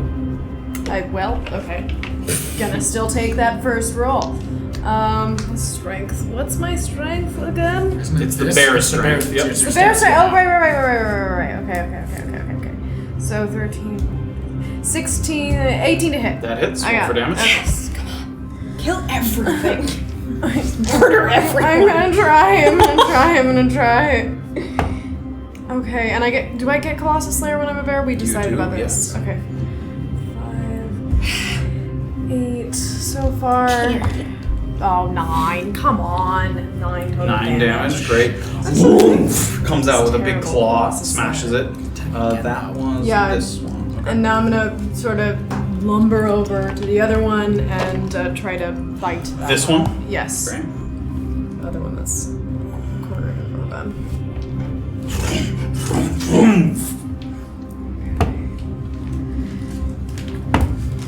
Well, that's good. Okay. 23 to hit. Hits. Roll for damage. This one is injured as well. 13 total damage. Great. Another claw. You smash into it and it kind of rattles a little bit, sort of disoriented and dazed. Still up, but Okay. Now I want to use my movement, I think, to lumber around to the other side that of was the. 5, 10. You've used 15 feet of movement. Yeah, so I will use the remaining 15 feet to go as far as I can, sort of around the other side of the totem. Sure.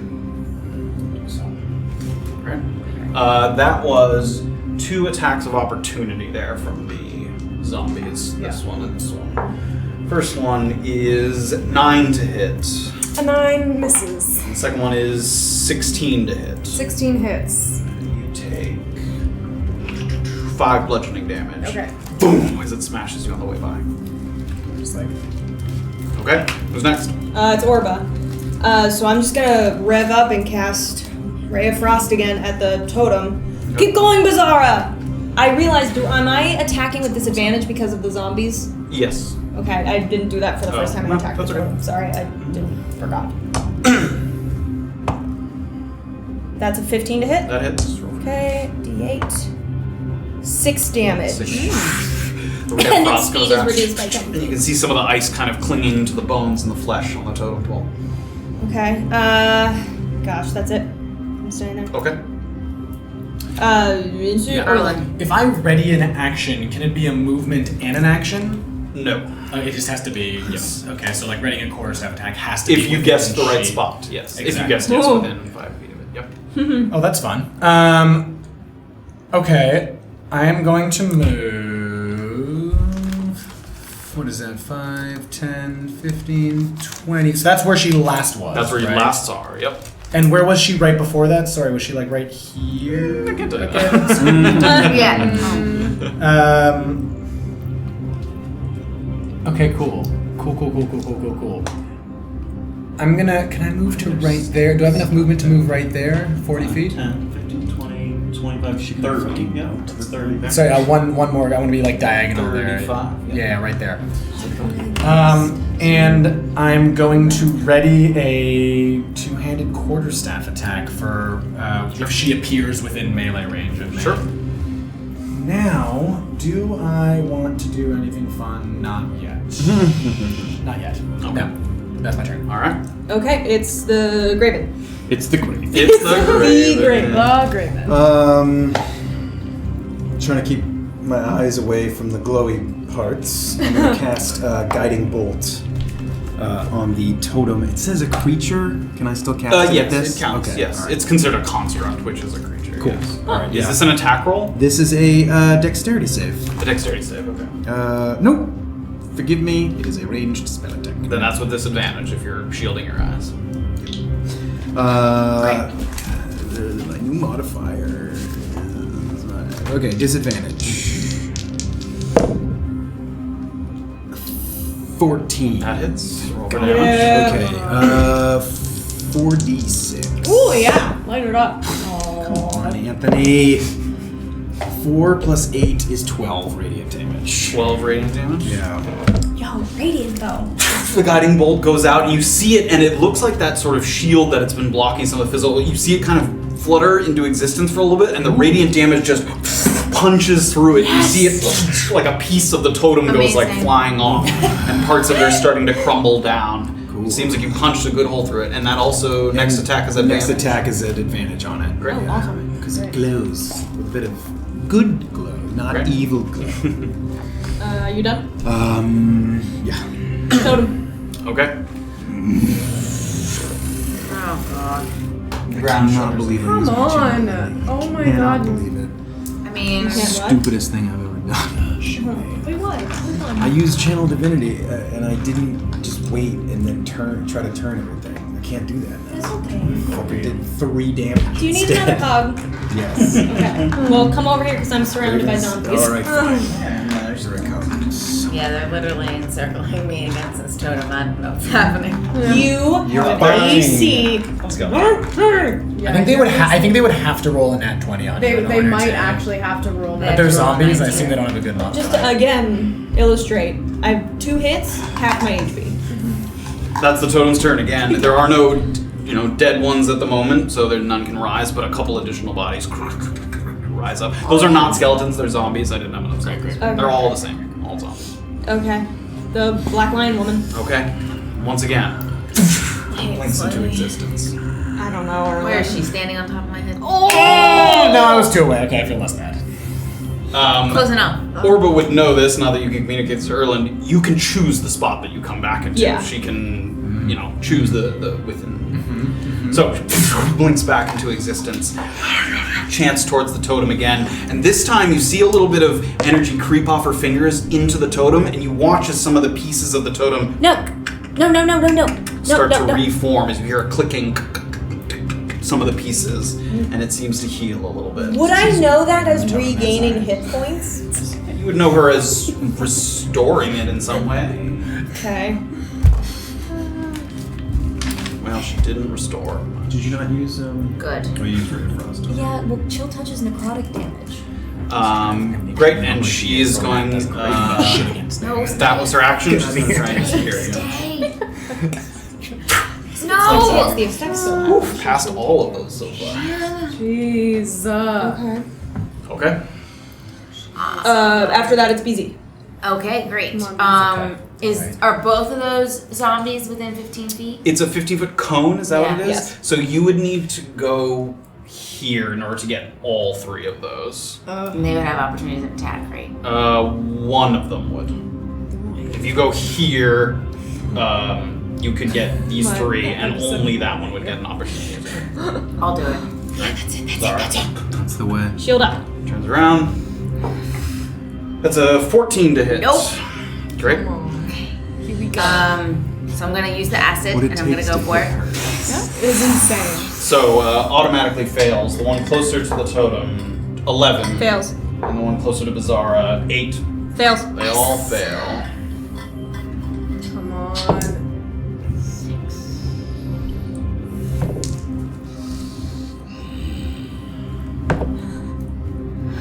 14. Nice. 14. Yes. Great. This sort of eruption of acid comes spewing out, and Safira, kind of in bear form, like wriggles back a little bit as the acid goes spraying over the zombies. Great. 13 or 14, sorry. 14. 14. This zombie goes down. Yeah, get him out of here. And this one does not, but you give it a good spray. Great. Spraying all over. You can see it's kind of steam rising from the totem as the acid continues to eat through the bone and the flesh. Anything else? Does that count as using up the advantage from my guy? No, because it's not an attack roll. Yeah. Oh, sweet. It's a saving throw. Before the end of my next turn. Ooh, so if nobody attacks it, I would get the advantage. Yes. Yep. I thought it would go away. The distracting and goading that says weapon attack. That was not a weapon. That's not a weapon. Yep. Nice thought. I'm done. Okay. Zombies.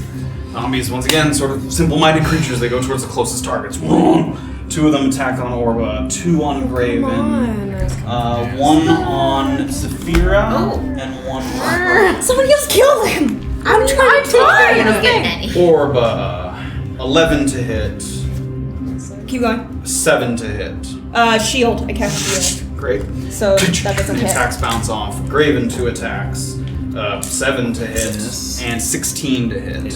One hit. Just keep track of how many times you've been hit. Safira, 12 to hit on the bear. Hits. Hits, and Erland, 9 to hit. 9 misses. Great. So 1 hit on Graven, 1 hit on Safira. Okay. Graven, you take 4 bludgeoning damage. Safira, you take 4 bludgeoning damage. As the zombies all kind of lurch forward, sort of clumsily throwing out strikes and punches and slam attacks as they lumber forward. Okay, it's my turn. Severe. Okay. Okay. No, she blinked out of existence again, the dumb beef. Well, That's so annoying. okay. Listen, I'm gonna attack the one that's... Gosh, I think I'm gonna run over to the one that's still by Orba, that's like Okay, kind so of... you I'm can gonna squeeze move this over one. here. So It's going to be an opportunity attack. Risk. From that one. Yeah, okay. That is a cocked die. That is a 13 to hit. Hits. I'm just getting myself You killed take by 5 moving around, bludgeoning is what I'm damage. shooting at. Wow. Okay, cool. So Bear's still up. Okay. I'm gonna take both of my attacks at this one zombie that's Go here. ahead, make your attacks. It has advantage to hit. because it has an ally next to it. Right. 9 to hit still. That Why are you hits. still? Give me So that. as long as you roll I just rolled a 2 twice. Give me it. Okay, no, you know, I'm listen, taking it away from you. I'm gonna We don't have that many nat conversation 20s with over here, you you can't take later. We need those. We need I that can't resource. believe it hits. I don't know why. Okay. And you're doing the modifier for the bear, correct? Not Safira's modifier. Yes, Okay, yes, great. yes. Okay. What did I just roll before? 2 and a 5. 2. Okay, 7. Okay. And this one's been injured, right? It has, yes. Okay. 15 total damage. Great. Nice. The claw goes, and the body just goes limp as she gets smashed to the Thank you. ground. And that was the first attack. That was the first attack, Yep. And you used 5, 10, 15 feet of movement. So you can still move 15 feet and make another attack. Okay, I'm gonna make then another attack at the zombie that's closest to BZ. You're going back to where you were? Yes. Okay. Because I know she's over there. I Okay. don't know what to do. I don't want to hit That's her. okay. No opportunity attacks there, and make an attack. With There we advantage go. again. Here we Advantage go. with advantage. Oh, You can right. still Well, do it. that still get a natural definitely 20. hits. No. It's not a natural 20. I can tell by your reaction. Certainly. The coolest natural 20 ever. Not 20. 23 to hit. That hits. Roll for damage. Okay. Oh my. Oh. And this one's injured. It is. Okay. 11 total damage. Nice. Once again, another claw. And the zombie goes thumping to the ground. How is the one behind you still up, Orba? That one has not been because that one has not been in range of any of Beezaura's acid attacks. So it got hit by Graven's light. Yeah, I think and that you hit it one was once. the dead one and then came back. Yep, it is. Yep. There's some good damage too. Okay. Alright, that's it. Okay. Who's up? It's me. Yeah, I'm just gonna keep plowing through and trying to get this freaking totem. Okay. Same attack. Yeah. Okay. Or is it a saving throw? That's no. an attack roll. It's an attack roll. So Okay. advantage. Great. It has neither neither. disadvantage nor advantage because she's next to a. I'm next to a thing. Ooh, 11 to hit. That hits. Yes. Okay. Thank God it's a structure. 8 damage. Nice. Concentrates it, blasts it with a sort of totem of cold energy. Great. Anything else? No. No. No. Erland. So, the spot, I'm sorry, man, I can't quite reach around it, but the spot that's sort of right there next to the totem, Yes. is the spot in that direction towards it occupied by a dead zombie right now? I just can't say. No, and again, they're sort of only occupying 5 feet of space. Yeah, no, there's all around that invisible figure are open spaces. Are open spaces, I gotta have okay. it leaning the other way if that helps. I am then going to just step towards the totem and occupy, like, literally right on that flat edge, right? Like, right up against it. Okay. There. And I'm gonna ready a quarter-step attack, 2 quarter-step attack, if she appears. Okay. You got it. Erland. Attack of opportunity from the zombie. Appears inside. I'm an honest. 19 to hit. Did I didn't say anything. He didn't. You take 3 bludgeoning damage. Damn it. Shut up, John. Graven's next if John is Yeah. next. Seeing that it worked decently well last time, I'm gonna conjure up another guiding bolt. Are you looking away from it? He already has disadvantage, right? Well, I would get advantage of it. I'm not advantage. It would just be flat if I looked at it. No, it would be with disadvantage. Wait, so It's a ranged spell attack, which Yeah. gets disadvantage if you have a melee within 5 feet of you. But if I look at it, it doesn't. That's with you looking at it. You can't get double disadvantage, so if you're looking away, Oh, so no, I'm not looking at it. I see what you're saying. it's either disadvantage or already- disadvantage. Yeah. Yeah. which one would you like? So just definitely Take the don't look at it. I will not look at it. Okay. Ranged spell attack. And it's not negated because Orba already used up the advantage. Right. Sorry. I believe in us. I believe in us. I believe in 8. us. 8 hits. Yes. Yes. Thank God. Can't even get away from my shitty rolls. Yeah. All right. 4d6 again, I think. Come on. Which I think was All right.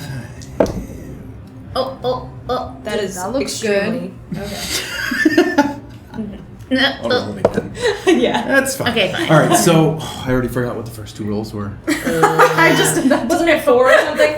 4 It's total. a 4 and a 1. A 4 and a 1 or a 3 and a 1? 4 and a 1. We need more dice, folks, so we can roll them all at the same It time. was a 4. 4 into 1. But I think it was 4 4. total. Like a 3 and a 1. Oh, I thought it was a 4 and a 1. Well, we're going with the low We're one. gonna go with the 'cause you low don't one. remember. It's 13. in that 13. case. Great. 13 Once again, radiant it seems to Tried penetrate to the help me shield out. and I thought it was 4. pieces of it, and it looks now you're sort of aiming at the same spot each time, and this Yeah. portion in the middle is getting carved out by radiant energy, and the totem looks like it's Yes. starting to kind of Yes. That's not sag in your Die. direction. Die. Crash Dumb on totem. Die. I want you to Can burn. you just do it Blink one more time? right next to Sorry, and you said 13. Yeah, she's definitely gonna choose. 13. That elf boy looks lovely. Look, Like, all I I've think we done love is it, try and kick my friend in the ass, miss, and then wait for a lady to appear for the last like 5 minutes. I can't get more than one when you're dragon breath. It's the totem. Okay. Vibrations come up again. Oh my You can god. only do 3. Is there only 3? Yep. 1, 2. Oh, perfect. All the ones. So that the just- things that are dead Are they occupying the space next to What? the totem? So they The things can't- that we killed are back up. Or yes, have come back up after falling And down. we're back to square But one. it doesn't bring up any new ones because it was resurrecting ones that already existed. Oh. Do they go back to full HP? Do they know You that? go back to full HP. Wow. Is that spot right next to me occupied by melee now with that zombie? Or? You are not with Okay, that. great. Yep. If she wants to touch that totem, The she's totem is gonna done. check. Who are we at? The lady. The lady. BLT? Black Lion. Black lion. She reappears. Black Bacon, lion. lettuce, tomato. Tomato. Black Oh, Lion. but she's not gonna be able Cut she mine and can. made 'em. You better She not lets be able go, sort of within, no longer close enough to the totem to sort of chant and feed her energy into it. That's right. Alright, she comes back in, That was me. and she's gonna hold up her staff and shoot a bolt at Erland. See what I did for the team? That is a 16 to hit. I am going to throw up Bolt Arc. Great. And as this sort of necrotic energy comes flying out, you send it to the side with a bolt. I failed. The necrotic energy goes flying out and sort of connects with the cliff. She's gonna try to disappear again. No. For the first time, Wow. she sort of concentrates and Yes. isn't able Yes. to Yes. get herself out of the Yes. spot that she Oh, you're currently going occupies. down. She's like, Yes. Okay. And she looks around kind of at the carnage happening. Okay. Who's up? Zara? Come on, I'm BZ. gonna move as much as I can. Where? as much as As much as I just as what's much as I forward? can. Sorry. I mean, like towards the totem. Okay. But like, 5, 10. I want to try to get her in my cone. You can. What is it? 15? Yeah. 10. You cannot. You can get you get Erland in your cone. 10, 15. No. You I can get can't- these two in a cone, or Yeah. you can get all 3 of these in a cone. The 2 zombies in the totem, or 1 zombie in her. Those are the 2. I'm gonna get one zombie in her. Great. So you'll go here. Great. Dexterity saving throw for the zombie. That is a 12. Fails. Fails, and then she rolls a natural 20. Oh, Is it half damage on a success? Yeah, you take half the Okay. sleep if you want to read So that. roll it. So the zombie takes the full brunt, and then she takes half damage. Okay, fine. It wasn't good, but I don't. It's 8. 8. Another spray of acid goes out. That's the first damage she's taken. She No, takes it's 4 not. damage. She took a little damage from Orba's. Oh, Ray of Frost. Yes. That's right. Ray of Yep. Frost. That's right. It's not the first damage she's taken. Okay. Zombies. Unless you're still booping. No, I'll just stay there. Okay. The zombies all come lurching forward. 2 attacks on Graven, 2 attacks on Orba, 1 attack on Safira, 1 attack on Beezaura, 1 attack on Erland. So we'll try to go in. We'll go this way to the other way. 2 attacks on Graven first. There's a 9 to hit. Miss. And an 18 to hit. I'm gonna warding flare that one. That is a 16 to hit. God bless America. You take 2 bludgeoning damage. So there's a 1 there. Orba's the next one up. That is a 11 to hit and a natural 1. I'm gonna cast shield again. Once again, and the zombies kind of clang against the magical energy. Next up is Beezaura. It's a 6 to hit. No. And Safira, Nice. that is a 12 to hit. Hits. Really? Really? The bear has My low. bear Oh, you're has still the bear. I thought you were no Yeah. 3 bludgeoning damage. Yeah, I'm out. I'm no longer Poor there. Great. bear. Hits the bear and you kind of, and as she's roaring, she kind of turns back into Safira's form. Do I take? I don't remember. Do I take the leftover damage? You of do take the spillover damage. this spillover damage. It's very sticky in here. And Erland.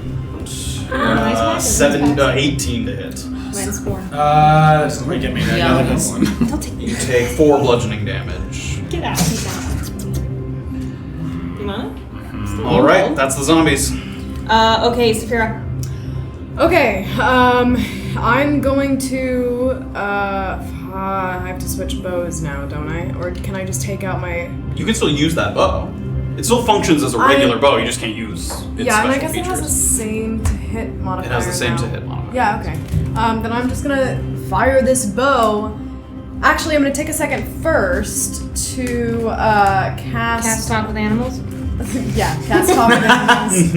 And say, is there anyone out there that can help? Yeah. I'm gonna cast Hunter's Mark on her. Alright. Speak with animals. Just to speak with her. And then I'm going to. You are within melee range. You can either step back and incur an attack of opportunity, or you can fire with disadvantage. I'm gonna step back and yeah. Zombie makes an attack. Ooh, that's a 7 to hit. Misses. Great. Okay. Firing This with listen to regular me. attack. You will do what I want you to That's what she's do. doing. She's trying to break the cycle. Ah! Alright, There you go. fine. 25 to hit. hits. Take Roll the for damage. Dumb The idiot. extra damage for Hunter's Mark and Colossus Slayer. Okay. Wait, one. I believe that bow does do a little less Yes, damage. it does. Yeah. That's why. So it's 1d6 plus dex. Is what this. Four Four plus. plus- I know Colossus Slayer, but listen, this And is Hunter's not Mark. consolation. Okay, 9, And Hunter's Mark. 12 total 12 damage. damage, great. Sort of having the Hunter's Mark on her, she's able to kind of line up a shot. And you can see her, she's trying to kind of will herself back, kind of out of blinking, and she feels the, like, arrow Can't stick hide into her. now. Ha! Yeah. She's scared. That's Mac. She's Okay. terrified. Okay, so You can't Orba, see it. and it's a little hard for me to see on the other side, but if I took one step back, I would still be in melee of those two dum-dums. One step toward Graven, sorry. Yes, that would still be within melee. And then cast Thunder Wave. I Which is think a it what? would. What's that? It is a what? Can it still hit the totem? Sorry, again, what's the range? Slash? 15. Sorry, Is it 15. 15 foot cone? Cube. 15 foot cube. Here, Uba. 1, 2, 3. You can hit. What are you trying to hit? I'm trying to hit both those two guys and then the totem. You cannot do that. Really? You can hit. Your options are like- the totem and this closer zombie. You can do a 15-foot cube there that does the totem and this zombie that you can't see. That's on the other side of the That totem. Or a 15-foot cube that you can get these two and the totem and Beezaura. Uh-huh. Or you can do this one's that one's too far away. Yeah. Oh, okay. I thought I could do like this kind of diagonal and then have it jut out. You can. That won't hit the totem. You can hit the It two. won't hit the totem? Yeah, that will not hit the totem. All right. Sorry, Beezaura. I'm gonna cast it so I hit. I knew What is it it? was 2 gonna zombies. You can hit 2 zombies and a dexterous, totem. right? Yep. and a totem and a Beezaura. Sorry. And Beezaura. What kind of save is I'm it? gonna lick your wounds. She gives you some acid, she hits you with a shockwave. Constitution It's save. fine. Oh, constant. Oh, okay, I can. And I'm gonna do it at a level 2. Okay. The closest zombie to you just rolled a natural 20. That's a save. The one in the middle, that's a. You've rolled like 8 natural 20s I tonight. rolled like 3 natural. That's a 12 for the Fails. closer zombie, and the totem is a 13. Fails. Okay, so only so this one succeeded. Fail, and 23. That's Saves. Great. The Constitution totem I gets have. pushed back 10 It feet? cannot, Okay. yep, it's immune The to guy who force. failed does get pushed back Okay. 10 feet. Right. And they take He's trying to take me with him. Yeah. 3d8. Let go. Just drags it easy. 17 for those that failed. 8 for the save. 8. Applying the situation. That's 8 a of really your good roll. 75. 45. You're fine. This one gets knocked down. Oh, he does? Yep, and then the Yay. far one does not, but it took a good wallop. How much damage did it do, sorry? There's 17. 17. 17, Sorry. yeah. Okay, and that Totem's still up. is my Still up. turn. I'm done. It's Erland.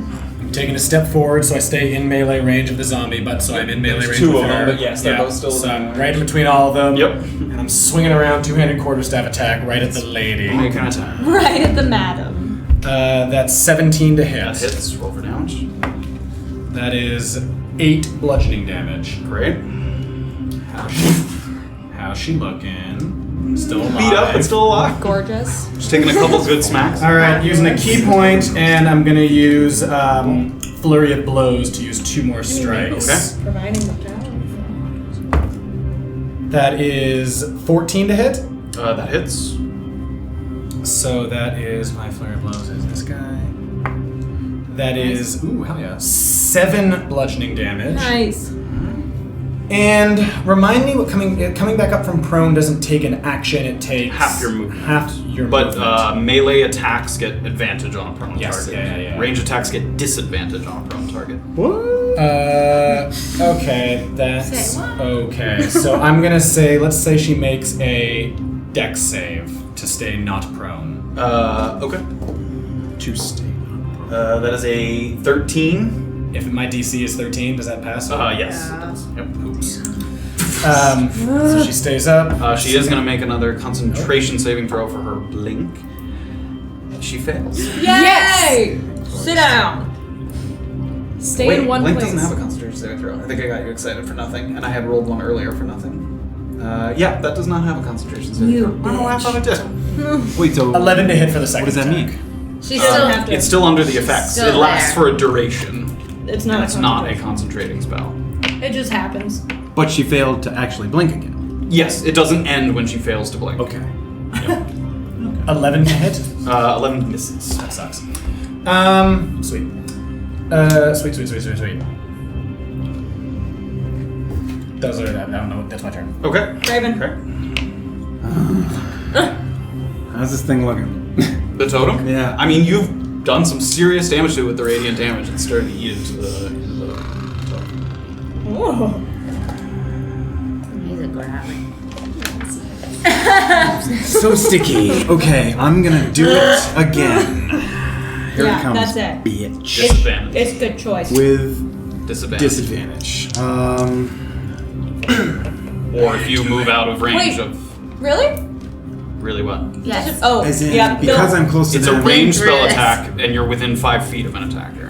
Of it. and even if I stepped away, You'd I'm still kind your of eyes looking down. away from. I'm averting if my you eyes. choose to look away. Yeah. Yeah, if But you're not to- looking at it, you To get get disadvantage. to not be a disadvantage, I would You'd have to move away move and away look and at look it. right at it. I will not do that. Yeah, that's a lot. That's I a lot. will Glad we went through all of cast that. a second level guiding bolt. Okay. At disadvantage. Go for it. Let's see. Oh yeah, 18 to hit. That hits. Nice. Roll for damage. All right, so at second level it's Okay. 5d6, and hopefully that'll friggin' do it. Finish it. Come on. Right? Yeah, that's 5. Okay. Do you want more d6 so you can add? Let's just do them all together. Here's a Two more. d6. I have the whole bag here too. Rip. Oh god. Uh, we gotta wow. get that Definitely pencil out of there. Okay. For That's sure fine, that's cocked. fine. These are lots of good stuff here. 12, 17, 18, 19, 20, 21 radiant 21, and damage. with its weakness, Yeah. a whopping 42 radiant damage. Wow. Oh, really? Yeah. And the radiant energy seeps in between the bones, and like pieces of it start to fly off.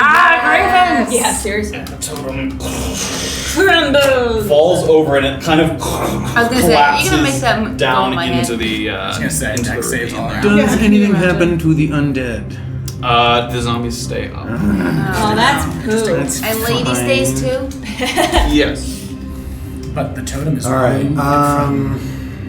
Good job. Good job. I'm gonna. Yeah, that's it. Let's figure out fun. Okay, totem dead. Totem dead. Totem dead. All right, it's the lady. Okay. She's going to take a few steps back. Erland, attack of opportunity. Away. 15 to hit. 15 hits. Yeah. You can run, but you can't. I mean, 7 bludgeoning damage. She can also kind of hide. You can She kind of. definitely can. Slap her again, and she's kind of limping away a little bit, and she turns around one last time, and she's gonna shoot another bolt of necrotic energy at you there. Natural 1. The bolt fires the bolt, and it kind of dissipates Yes. into the air there. How much damage was that? Yes, I do. 15, 25, 30. There. All right. To escape. Beezaura. Okay, just gonna try to get all these zombies out of here. So now that the totem is gone, they can't get resurrected, so this one is permanent. Great. And there's 2 right in front of me, right? There's one that you're within melee range of, right there, and then there's another one right there, yep. But they're the 15 foot. They're both Would within, I hit yeah. anybody?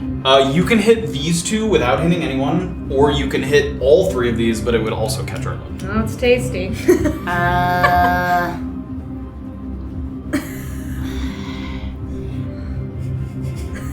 I'm gonna. Sorry, Erland. Alright. Just brace yourself. I just went again. Sorry. Dexterity saving throws. I'll go. It's like, ah! I'll go from you to the other side. That's a 5. That fails. The next one. That's a 8. That fails. Uh-huh. And an 11. Fails. All the zombies fail. 17. Saves. Good job. You still take half. Good. What? Oh, wait. You still take. I had to do it too. It's not that bad. Not good. It's not cocked. It's not bad. 8.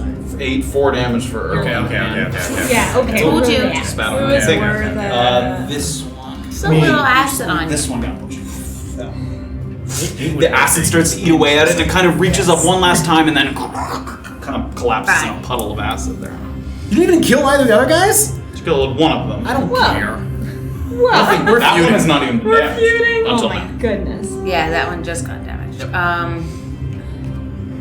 That's it. Okay. All right, zombies. That's the show. Zombies, they're just gonna, in their sort of state of disarray, they're gonna just Graven. lurch towards their targets here. This one's gonna look towards the one that just spit at her. 2 on Graven, 1 on Beezaura, 1 on Erland. Graven, 11 to hit. Yes. 17 to hit. Warding flare.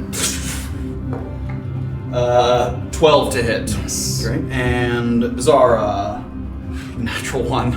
And Erland, that is a 9 to hit. Misses. Great. So, Don't I get attacked? yes, you do. Why would you point Yeah, this I was out only to looking him? at the card. Orba's like, Well, it's a 7, so Orba. Yeah. That was some karma. I can't. You honestly. We're gonna have a whole talk bunch of. I about don't think this. any you of always them have to have a hit. talk. It's never gonna Yeah. change. Who's next? Safira. It's me.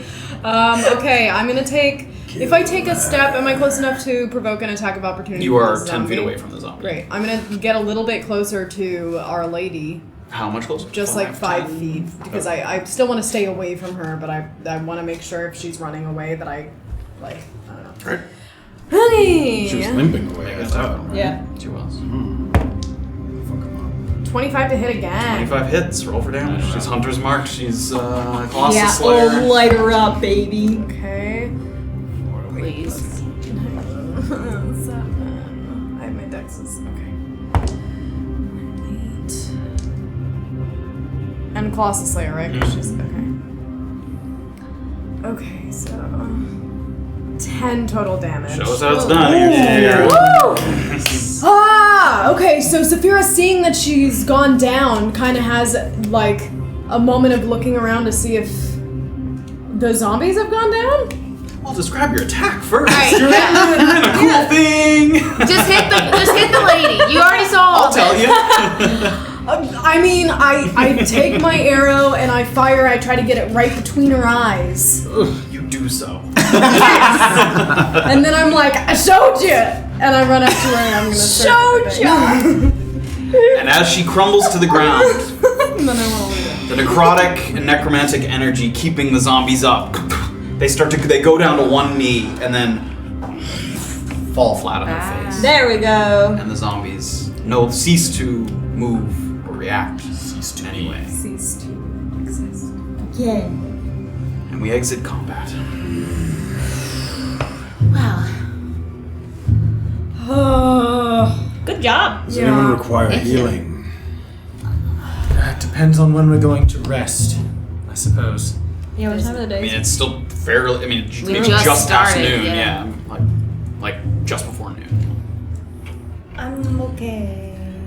Sweet Orba, Come here. listen, please. You sometimes, if you're surrounded, you have to get out of there. The priority has to be to get out because, listen, you're so useful. But if you're in there and we have to worry about making sure that you're gonna stay standing, then that's a problem, right? You're only a solution if you're far away from the fray. But if you're in the fray, you're a Safira. problem and a solution. Safira. we get it. As long as we've known each other, she's fallen in battles as many times as you have, so... why That's don't we not just- entirely fair. Good point, Graven. Why is that a good? Because it's okay. correct. I understand. I'm sorry. I'm just suggesting that you stay back. Okay. She's more capable than you believe. There were 2 zombies surrounding her. She could have gone down. I'll listen next time, Safira. Sorry. I'm gonna walk over to the corpse. Her corpse. Yeah, I'm gonna walk with. I'm gonna You walk do with so. them and see. As you're yelling at each other. I'm yelling at I'm them. walking away. You take a look at. She doesn't seem to have anything on it. She has that like bone with the skull thing that you've seen a few times. The eyes are not glowing. It seems to have lost its. And other than that, she has her outfit, and that's it. She doesn't have anything on her. No nuts in her shoes. No notes. Damn.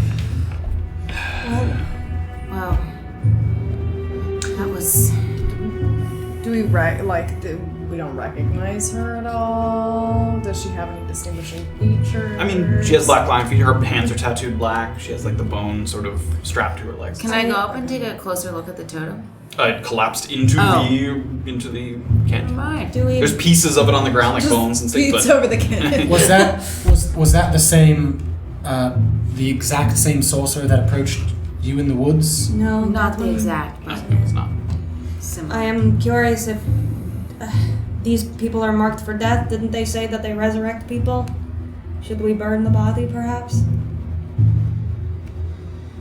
Any thoughts on that? Yes, I actually I think think it would it's be. the safest bet. We might want to take some time to try to make sure that we, I don't know, erase some of the.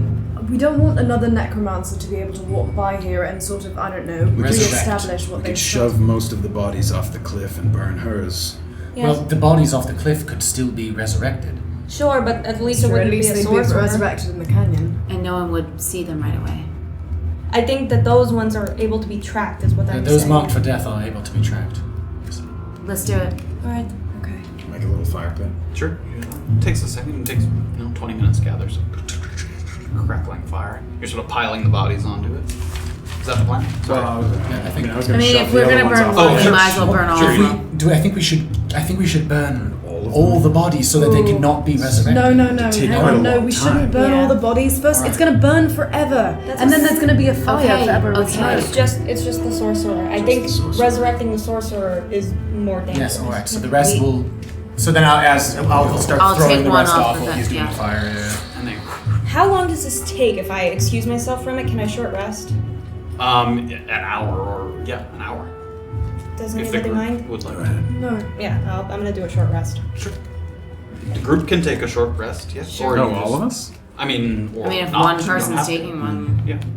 Oh, I You have didn't to know wait if for- I didn't know if while they were doing like extraneous activity. That won't take an hour, but if you. Oh, that's okay then. I won't. I thought that would take an hour or so. So never mind. I'll skip. But it. you can. I mean, it takes 20 minutes to shove bodies off the cliff and start a fire, and then you I can thought a all short rest was like a rest. 30-minute thing. I think an hour. That's fine. I'll just wait.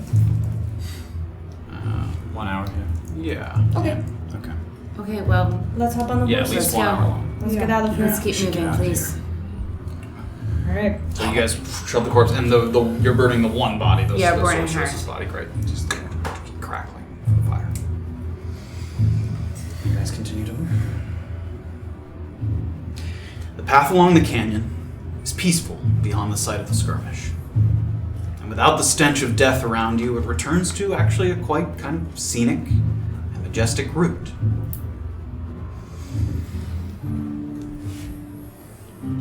Slowly but surely, your surroundings become more and more recognizable, until popping up in the distance are two thick wooden posts that you know to be marking one end of Josco's Condrable Bridge. It's a long way to the other side, too long to get a meaningful look at whether anything has changed at Josco's cabin. You can't really see if he's out there or if the building's been damaged or anything to that effect. If there's any new security measures or repairs or evidence of any other attacks, you can't tell from here. You recall back to the hours spent chasing down the wizard in his curious castle and can only hope that getting his attention this time won't be such a hassle. You guys ride up. Sort of slowly so the one person walking, whoever that is, can kind of keep pace. And you ride up to the two posts. And there doesn't seem to be any right away, discernible way to contact the other side. However, there are two things present that you don't remember being there. One of them is a small stone pedestal by the right side post, about kind of knee height, and it has a flat surface, except for a bump in the middle that looks like a very smooth, fist-sized, polished black rock, and it has 4 grooves in it.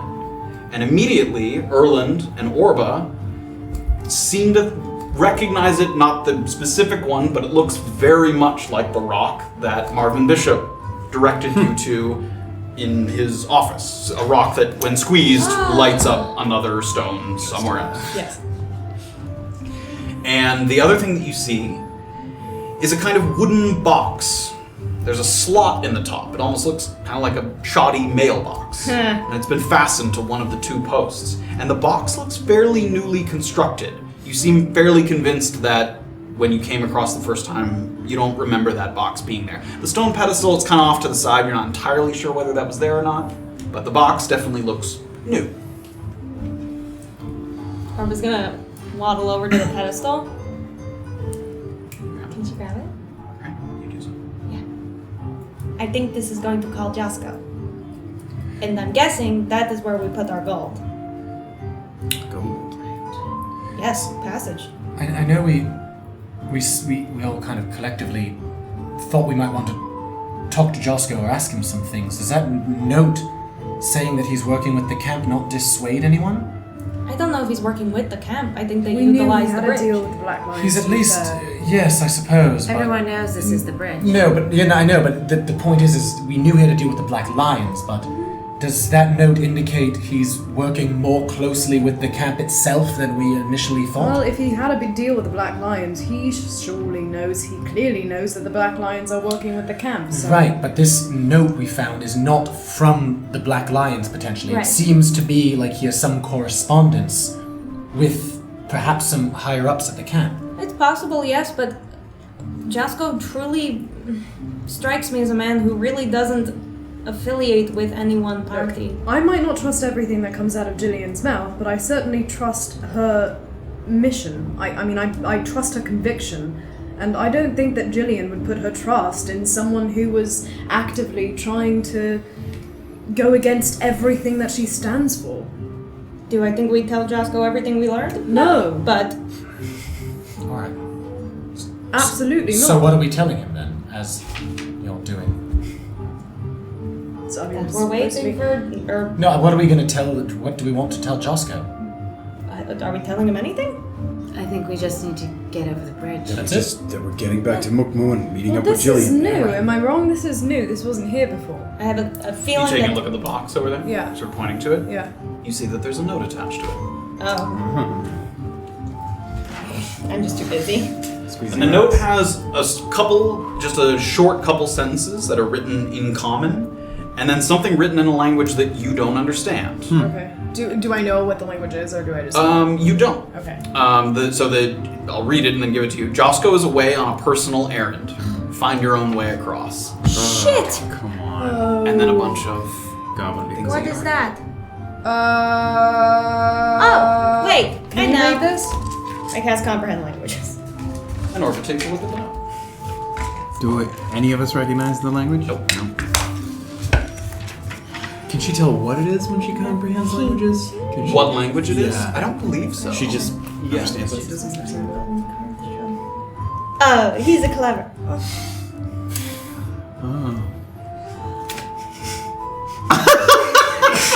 Right, is that Orba looking at her? Yes! What? Oh my god! What have I done now? For the more clever and discerning among you, there is a passage disguised by a blanket of grass and dirt 70 paces west behind a large golden currant shrub. This is what we will be using. It's a considerable height compared to the bridge, but it's mostly horse-friendly and out of sight of those who lurk in the mountains. Also, young wizard, if you're reading this, please return my books that I assumed you stolen by your elven friend that had a particular interest in my library. Did you steal books? I You thought- stole children's books. I thought- You stole children's books. Why were you stealing children's books? Well, to be fair, What are you going to use those for? Do you have children we don't know about? the children's books Didn't actually she got see us them when through you the were champions corridor. Yes, but you took them Oh, why? I don't So that we understand could get anything that through you the- do. So it got us. It solved a riddle. Yeah, but you didn't pick up the children's book thinking, well, maybe this will help me solve a riddle one day. I thought it was strange that a Well, miser in the woods. Okay. I'm gonna Okay. give him back the books. Alright. Now that you look at the box, the wooden box that the note was on, the slot looks about book-sized. All right, I'm gonna take. I'm trying to remember which books I stole from him. Took a couple. Whispers in the Cistern by Genevieve Riley. Putting it in. Before you throw the last one in, I'm gonna put a note in it. Yeah, I got a few more, don't worry. Mystery of Finlock Forest, I believe, was also from him. You hear it kind of thump at Gods, the you bottom. were light-fingered. Silly Basilisk, I'm pretty sure, was from him. Yes, it was. I Am the First of Many, was that from him? I think it was. And A Wild and Endless March of Time, was that also from him? Are all my books from him? I think you have. Let me. I thought I took something from someone else. Yeah. Nick's on the smarty. I can go back to the chapter. Silly Basilisk. Oh no, I think they all work. if I can Silly identify Basilisk, the language. First of Many, Wild and Well, I Endless mean, March of okay. Time, Yeah. Mystery of Finlock Forest, Yep. Whispers in the Cistern. Great, which was the, do you remember which one got us through the, I believe it was the Mystery of Finlock Forest was the one. I'll give Mystery of Finlock Forest to Orba to put a note in. Orba's just gonna write on the inside, sorry, in Infernal. Okay. Close it. So do you return all of them? I return all the books. That's it? You got them all? Were you planning on... I didn't... You didn't even read them to us, Erland. That's what's really I hard. literally read an excerpt from Mysteries of Finlock Forest. No, I and mean it got us as through. a nighttime treat. If you had have asked, I might Yeah, have read but- you the Silly Basilisk. Oh, okay. Well, let's find a copy of that later. All right. So to the Erland large. puts the last book in. Thunk, and you hear it kind of thunk into the box. And something opens on the bottom. And falling down into the dirt is a little key. Can I pick it up? You can. I love a good key. Just dives underneath me. And the bow or the head of the key is kind of shaped a little bit like a trident. Like it has like 3 prongs that kind of stick back outwards. And a small sort of brass key. What is that? Does it look like it goes anywhere out here? Maybe we can use the... do you think we should find that shrub? Yes, perhaps it's a locked door to the other Let's passage. go. Okay, so to the 70 paces. Yes, blank the grass and dirt. And as described, about 70, 80 paces. Yep. Sorry, before we start, as everyone starts walking, can I just tap Graven on the shoulder? Yes, you can. The stone I gave to you? Can I have it back? I'm gonna take the stone, and I just want to. I did this right as we started walking. I just want to squeeze the one that's on top of the. It does not make yours glow. Great, good. So I'm gonna put it back. Let's go. Experimenting. These stones communicate. I wanted to see if there was some sort of interconnected. I have no idea. And about 70, 80 paces, you see sort of a sparse smattering of these leafy shrubs, ranging in height anywhere from kind of 3 to 5 feet. And a few of them are dotted with these not fully formed kind of yellow buds. And you walk to the largest one, and behind it, you see kind of an uneven patch of ground. Not so much that you'd really notice at a glance, but there's a very faint rectangular outline in the dirt, maybe 15 feet by 15 feet.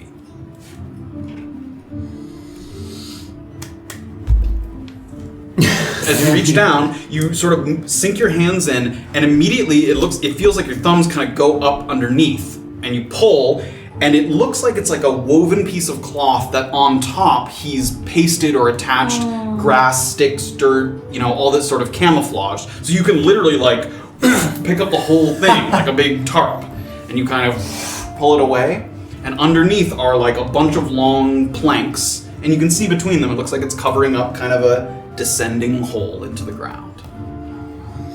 Oh, he's so This clever. is it. Do we think that key is going to be necessary for whatever's through this, or is it something up here? I guess we'll find out. I don't know. It'd just be a shame to not use that key. I mean, we're not gonna... Well, Was there a keyhole on the pedestal at all? No. I imagined we would use it once we get to back to his house. Perhaps. Okay, let's go. But I've assumed some stupid things before, so. Let's keep Oh, going. well, we all have, so... I I'll am hold sad on to I it. will not see him. You never know, Orba. Yeah. You guys remove the plank, Note. and it's big enough to walk the horse through. You couldn't really ride it through, but it's a big hole in the ground, and it descends, a little steep that it's a little sort of, you have to steady yourself, but it's not so steep that it's, dangerous necessarily. And the tunnel kind of stretches out before you, and that's where we're gonna end. As we see where Josko Tibbets himself has led you guys. My best friend. Goodies down there. I hope he is in fact. Just on a vacay? It was weird that an old wizard in the middle of the woods had a bunch of kids' books. Also, I met Genevieve Riley. I'm a big fan. I'm a big fan of Genevieve Riley. Buy her books then. They don't belong to you. I don't buy art. How does art then survive Maybe he if no made one that buys painting that it? looks like shit now. Thank you guys so much for joining us Thank on you. an up and down adventure today. Oh, my Two combats. Two whole Two combats, yep. In addition to quite a bit of information exchange. Goliath did. Goliath started with one. I mean, I like that you got away with that so nicely. If we had seen you do that, you'd be in so much trouble. You would have seen exactly what I said. A very big Goliath attacked you first. He did attack me first. We know who threw the real first punch, though.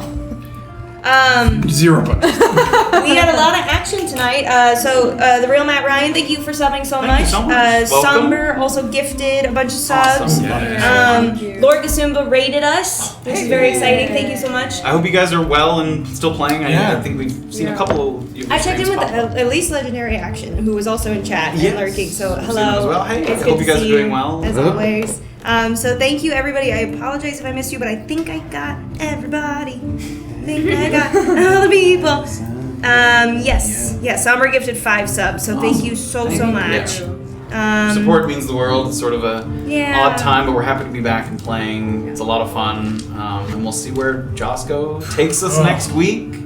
Hopefully, a safe way to get to the other side, if not circuitous. Just leading us into He's like, Just I'm gonna kill those immediately people, and I'll put it underground so no one sees it. We could have just walked into a murder trap. We don't know. Oh man. Should we have left a note for Jillian somehow? I don't know. You're in there now. Yeah. It's too late. It's too late. She's resourceful. Yeah. Poor Jillian. We're like, meh. All right, guys. Thank you so Right. much. Yeah. We'll see you next week. Have a good night. Bye. Thank you so much. Good night, everybody. Good night.